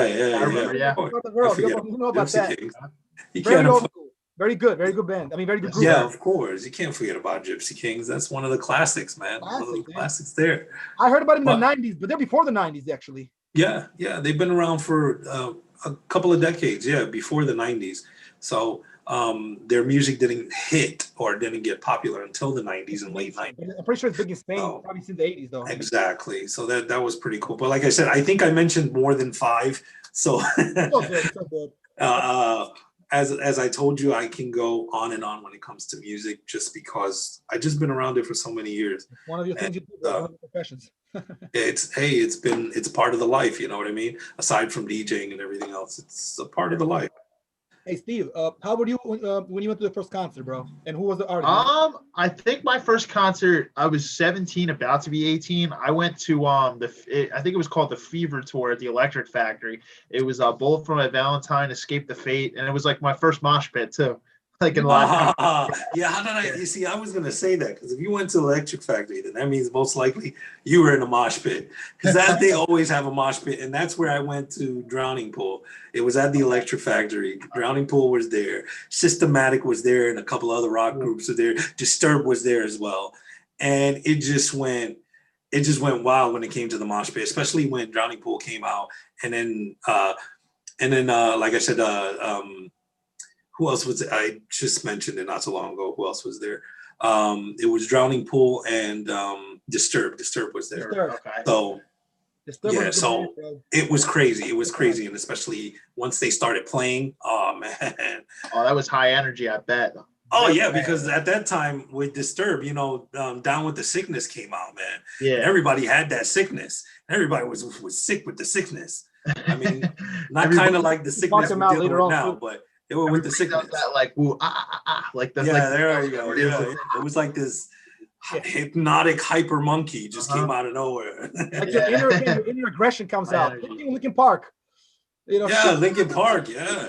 No, Linkin Park came out with a whole different genre of music.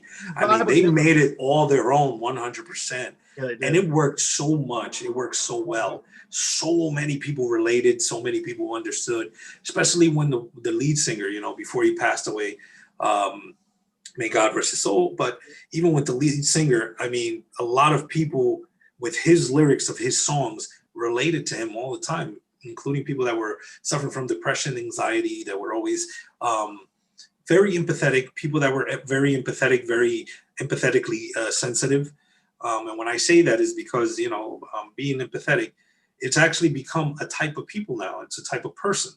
You don't have many empathetic people nowadays, but those that are hypersensitive to feeling. They're hypersensitive to others and how others are feeling and when things happen. So, but bro, the Electric Factory, man, that's one memory, It's a good you one, can't really man. forget about. The classic spot, especially in Philadelphia, just for like Yeah, you just can't man. eat. I don't know if Man, you, you, yeah, you it's just a got great you got spot. like over like 500 people all in this little spot. You know what I Yeah. mean? It's an experience. It's an experience. It was. Sure. It definitely was. It definitely was, brother. For sure, for sure. What about you, George? What, the concert or? Yeah, the concert, bro. You ever been to Electric Factory? No, I've been there later on, but I was my first concert was around like 18, 19. No, I was 19. I just turned 19. It was actually in Allentown, but one of the first, dude. I've been to Electric Factory one time, but what's that place called? TLA. Actually, that was like my third, I want to say my third concert, and that was actually I saw Kid Cudi there, and I actually seen Snoop Dogg there one time. I've seen a lot of rappers live, but a lot of them, like I told you, Steve, and as well as you, Manny. Remember, I told you I work with Peter with the food truck Don Perot. In Main America, you get to see a lot of artists, and not only the ones that are actually slated to perform, they're on the lineup. But artists just there, media people. I seen Roxy Romeo at the Roots Picnic 2 years ago. She came online. I was like, wait, you look familiar. Don't I? I seen somewhere. She go, yeah, I'm Roxy Romeo. I was like, oh, so you come to my gym. She come to the gym with a Coach Bill was there, the Coach O, and she actually would train with Coach O, like boxing, but mostly get shape. Mikey Dredd, Mikey Onum, the guys from Power 99 FM. So I get to see people like radio personalities, DJs, or disc jocks, as well as like just people like celebrities there. I mean, I seen the rapper Memphis Bleak. I see some people from the show, the Everyday Struggle show, and IRNAs that work from Rock Nation, like someone like including like Rihanna's management and all that. They were there the 1 year she was there. I saw Rihanna, but I didn't get a chance to get pretty close. There's too many people. I was like maybe the fourth row, and that was like I was lucky to get in there. I disappeared from the food truck. I said I gotta go see Rihanna real quick. I seen what was her name? What's her name? The singer name, bro. Come on, what the hell? Oh, Janelle Monáe. I seen her. I actually went to see her. Diplo, of course. Zed. I completely dropped everything I was doing at the food truck. At the line, I left. I said, I'm going with ZZ. That's it. Zed is huge, bro. Main America has some of the best artists that come there. It's a shame that this year it didn't happen because of COVID. Well, last year it didn't happen because of COVID. And hopefully they start doing, the events. But Coachella and Main America are two of the biggest, if not the biggest, concerts in the USA. So, I mean, I've been very blessed to be to 4 Main Americas. Not to Coachella yet, but I definitely want to start going there as well. I mean, they had a lot of different concerts and all that. I've seen Rihanna's concert twice. I've seen Jay-Z Main America. I've been to a couple, more like local concerts, smaller concerts. I mean, I've seen, some rappers, like I've seen Jim Jones one time. I have a friend that raps. He actually opened up for Jim Jones. His name is Core Kendrick. He's actually in movies too. Me and him met through a movie. We're shooting at the same time. Small movie. Actually, I see him on one of those NCIS shows. Like, oh shit, I know this kid. His name is Cordero, aka Core Kendricks. Chicago rapper, but he kind of raps Philly, New York, so, he's definitely excellent rapper, but he's, not as, obviously media-wise, not as known yet, but he's kind of on his way up, so, yeah, I know some people that, do the rap thing and the hip-hop thing, so I've been to, again, like I told you, events and parties, rooftop parties with DJs are doing that, so, I mean, I've been lucky and blessed to be in a couple events, but if you ask me, I haven't been to enough. There's just never enough. There's always more, crowds, more parties to go to, bro. Absolutely. And definitely hit up one of these parties one day. Maybe in NYC, maybe in Philly when things get back on track a little more. Hopefully. Definitely. Yeah, absolutely. I mean, even to return back to what we were talking about, even bumping into artists and everything, influences us when it comes to music as well. It gives us a better vibe. It makes us understand, or it helps us understand the person's feeling when they made the song. So therefore, when we listen to the song, we can now understand it a little bit better. So it goes back to, again, having feelings and knowing the feeling of the song, right? And what you feel when you listen to the song. Safe to say, all three of us have actually been influenced, and music is definitely important to us. But I think it's important for a lot of people, and we covered a lot of good topics in this, main topic of music, because it's a broad topic in this podcast. Absolutely. Episode, and we kind of like mentioned a lot of things. How a lot of people are influenced for one reason or the other, whether the influence was something bad. I mean, that's the thing. And speaking of Eminem, real quick, last thing I want to say about this, but back in the day, people said they're like, I heard Eminem's music and I did it, and he'd be like, listen, don't take my music too literal. I'm not saying go kill your mother, but he made a song about that. And then he said he felt cringe after the song came out, and years later he regretted doing the song, but I guess he's feeling that way at that time. So he had a lot of music about pills and all this bullshit. Like he said, he wasn't an angel, but people took it literal and they were protesting. But who hasn't been protesting? What mainstream artist hasn't been blackballed, almost blackballed, Correct. protested, controversy. People have went at him and got mad at him or whatever. Nowadays, it happens a lot on IG or on blogs and what they say, like in podcasts like this one. Back then, it was strictly on interviews and music because in '99 there wasn't, or 2000 there wasn't a podcast. There Correct. wasn't to this level. It didn't start to like late 2000s, early 2010s, so a little over a decade ago, about a decade ago Right. now. So that's why 2010 was a huge year that a lot of things changed and podcasts became popular. Probably not until about 2013, 2014, but some of the first ones came out in 09. Like Joe Rogan's podcast debuted in 09, and that was 11 years ago, 12 years ago now. So, Crazy. Yeah, correct. I mean, a lot of the podcasting didn't hit a popularity till later on. Not too many people knew how to make podcasts, and it wasn't as simple to make a podcast as it is now. Yeah. You know, now it's a lot more simple, and now we actually have video. Unlike back then when there was no video. The audio in the beginning, which is cool in a way because you get pictures, you get somebody's face, so you're like, I wish I could see what they're doing in a studio or. Correct. I mean, sometimes they used to have podcasts where they'll make a phone call and you'll hear the person on the phone. Yeah. And they'll make an interview while they're on the phone. They still do those phone interviews, but you can see the person talking. Like if you want person to host, and you'd be like, "Hi, I'm your host," and then be like, "I got this person on live." He's like, "Hey, DJ Premier, are you there?" And somebody important comes on the line, so you can hear them clear. Like you said, the sounds are super clean now. The audio from the phones ain't a cheap bullshit phone from like '95, Correct. Absolutely. So I mean, everything has advanced. I mean, that's where we're at right now with technology. It's advanced. So we have the pleasure of having video podcasts like we're having right now between us. We're able to see each other and speak about different topics and different things, and having the blessing like we had today and speak about music and the influences and the impacts it has in our lives, not as much as are in our lives, but in everybody's life in general. It doesn't matter where, in what culture and what nationality or what color you are or where you're from, or if you're from another planet, it doesn't matter. We all have that same commonality, which is music. It's the same, like they say math. Math is the universal language. Well, music is the universal language as well. Right, exactly. Yeah, numbers, math, and music, or money, because money is numbers, technically speaking. It definitely is universal language. Sign language, but music, you can get anybody. You don't need to know the lyrics. You can hear and you can kind of take you there a little. You can definitely. And I mean, even people that can't hear, people that are deaf, they can't hear. They actually feel the rhythm. They feel the music. Literally, they feel the music by feeling with their hands or their fingertips or their feet themselves. There's some that will take off their shoes just to feel the music, and they'll dance and they'll feel the rhythm. Yeah. That's without the lyrics. So imagine that. There's many ways that music can influence our lives. It's not only just by listening, it's by feeling, it's by understanding. True. Got you. Real quick, guys, before we continue, and we're basically almost closing now because it's been a while now. Just two things I want to say. Number one, since we're talking about music, and this is kind of like one of those episodes, you guys probably heard. I'm sure you heard, Manny. You probably heard about Steve too. If you guys ever have a rapper called MF Doom, unfortunately, he passed away like back in late October. For some reason, his family didn't announce it like December 31st, which was the last day of this past year. So rest in peace, or like shout out, or rest in peace. Many blessings to him and He his was actually a family. very good rapper, and he again very much from like the '90s era. I'm not sure. I think he was from the '90s era, but just the style. Even though he made music these days, is more like that intelligent sort of like lyrical rap you can enjoy, like R.I. the Reggae Man. Stealth Hector, what's it called? Terminology, those kind of rappers. Talib Kweli, he was like the kind of like lyrical type of guy. They were what I consider lyricists. Exactly. He always wore the Maximus mask from a Gladiator when he was calling the Spaniard. Remember the mask? He wore the same mask. Like, whoa, that's the Gladiator mask. Russell Crowe mask. A little helmet. So MF Doom was a lot of people's definitely top favorite. I mean, he was definitely one of my favorites, especially for underground rappers. But there's so many rappers you don't know about the underground, and he was really one of the good ones. So unfortunately, that happened.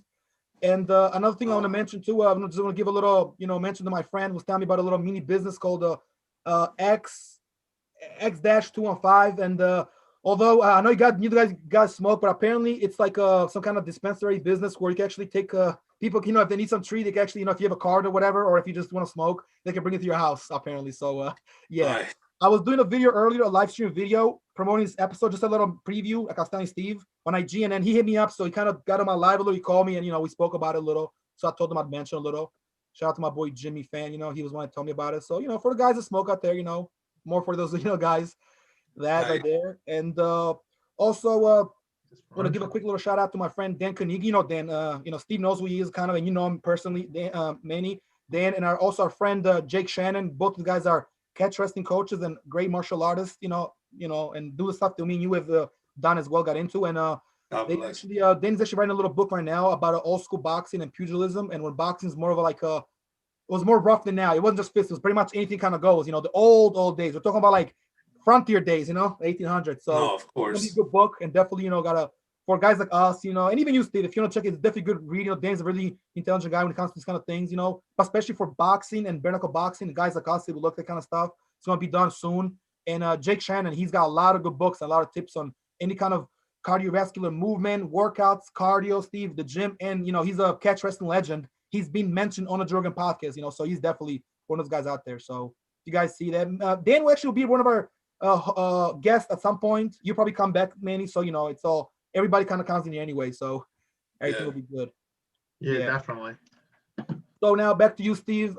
Anything else you guys want to mention? And you, Manny, anything that we didn't say so cover before we kind of I just want to give a quick shout out to somebody. I mean, unfortunately, last week we did a sports episode, and I meant to shout him out. Unfortunately, one of the guys who created the Sixers 24/7 page. This is more back to sports, but he created on Facebook. It's one of the biggest Sixers fan groups.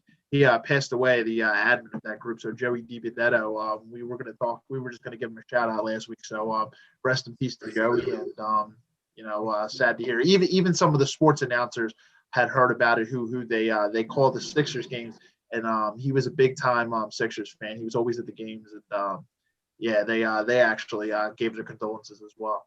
So R.I.P. to Joey, and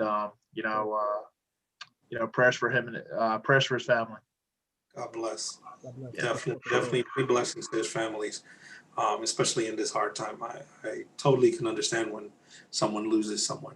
Yeah, they can use every blessing they can get. Especially last year, that was a hard, trying time for everyone. It was a very hard year. Lost a lot of artists. We lost a lot of actors. We lost a lot of people in general. Everybody, bro. More importantly, we lost a lot of people in general. We lost a lot of military men. And shout out to those that are in service, to the military men in service. Thank you for your services, as well as everyone that's working during the time of the pandemic and after the pandemic, whether you're a nurse, truck driver, if you're a police officer, especially police officers right now, that they're having a harder time trying to coexist and trying to find a middle ground. As well as people on my fan page, I'm going to let you guys know I have people from around the world. So I would like to say Guten Tag for all my people in Denmark. I would like to say Privyet for my people in Russia. Those are my friends that are in Moscow. As well in Brazil, Como vai? People in Portugal. And in Spain, I have friends all over the world, as I say. And for those also in the Philippines, Como está? I want to also say, as I say, every time I'm going to stop airing or I'm going to stop my DJing work, I always end with the same phrase and the same saying I always say. And I say, everybody have a nice evening. So be it. Let it be so. Blessed be easy. That's a good one, bro, for sure. Definitely, man. We appreciate that. And I'll send here, definitely shout out to everybody all over the world that we know. I mean, whether we know them, they're on our Facebook. For me, Steve, and yourself as well, bro. Real quick now, before we actually say our last piece, all three of us, real quick. So, Manny, since you're kind of like new to the podcast, but we'll definitely be back. Would you care if you could just, let's promote stuff a little bit, just like your name on Facebook. So like those that they watch you from our page can maybe like check you out as well. Of course. Soon enough, like I said, soon enough, if you guys invite me as well, which I appreciate you guys invite me your podcast again. Yeah. I myself also gonna have little counseling podcasts myself, just giving ideas and giving thoughts to those that suffer from depression, anxiety, ways for them to cope without drugs, ways for them to cope and how to change their lives by themselves. Sometimes in order for us to help others, we have to help ourselves. In order for us to even help ourselves, we need guidance from those that are positive. So, I mean, hopefully you guys will hear more of myself as well. And I'll be having a YouTube page on that. And it's going to be specifically that And I might have a kids page too, reading books and stuff. So I don't know yet. It all depends. I don't want nobody to feel scared or anything. That's awesome, man. That's an awesome thing you're doing. Definitely, bro. That's awesome. So Yeah, I appreciate it, and I appreciate you guys even giving me the opportunity to come and kind of tease you guys and bother you guys a little bit. It's good having Yeah, you, bro. Definitely a good episode, man. It went a little longer, but I mean, some episodes just as they are. When there's a lot to do and it's a great topic and the chemistry is good, sometimes it goes a little over. But I mean, everything's appreciated, man. We will have another one. There's only like an hour and a half, 2 hours to cover so many topics, but we can make topics of just a lot of things we mentioned. So yeah, absolutely, future is absolutely. good, right? Yeah, we'll definitely have you on a future episode, no doubt about it. And yeah, Manny, I just want to take the time to say it was very, very nice to meet you, and I thank you for coming on today. Thank you guys very much for inviting me. Thank you for the hospitality. I appreciate it as well. Everyone else that's watching, everyone else that's gonna have the privilege to watch this, and now my people and my fans, my family on my Facebook are gonna have the privilege to watch this. Awesome. And as I said before, and I always give the blessing to everyone, and everybody wins. May everyone have a good night. May everyone have a good evening or a good morning, depending on where you're from. Exactly. It's been real, guys. I think we kind of like shut it down here. Like I said, we appreciate you having you, Manny. You can check us out again. Like Steve always says, 3 things. Definitely. So subscribe, like, comment, share. All the above. And you can the list goes down. Yes. Hit that subscribe. Hit that like button. Please do the favor. Yes, hit that like button. Just the finger, not just the punch. No death. Just let them live in like an ancient world. Let you live. This. And guys, me and George, we have a new website that is now up and running. So you can even it's interactive too. So you guys can actually type in the forum. I've actually tested it. I was able to set it up for. It'll go right to my email. If you want to be on a future episode, you can DM me or George, or you could just comment right on that site. So you can it'll go right to my email. I could also set it up, George, where it can go to your email as well. So I'll have to get that. I'm actually gonna. I think I seen you sent me a request, so you're gonna be fine. I'm gonna accept that. Yeah, I just got it today. So cool. Definitely, we'll all be connected. We'll all be connected. Definitely. I will definitely talk to you guys soon. And as always, I'm George Mechai, GMEC88. We got my man Steve Ashler, Ashman4503, and just Steven Ashler on Facebook, and Manny Manolo on Facebook, written in ancient Greek. That's right. Don't forget Manny Manolo. And as I always say, everybody get home safe, be safe, stay safe, and make sure your family is safe as well. In these tough times, stay safe, guys. Stay up, guys. All right, be true and be you. Amen. Be true to you. That's right. All right, guys. Have a good one. All right, guys. Take Have care. a great night, guys, and everybody See else. you guys next time. Have a great night. See you guys next time.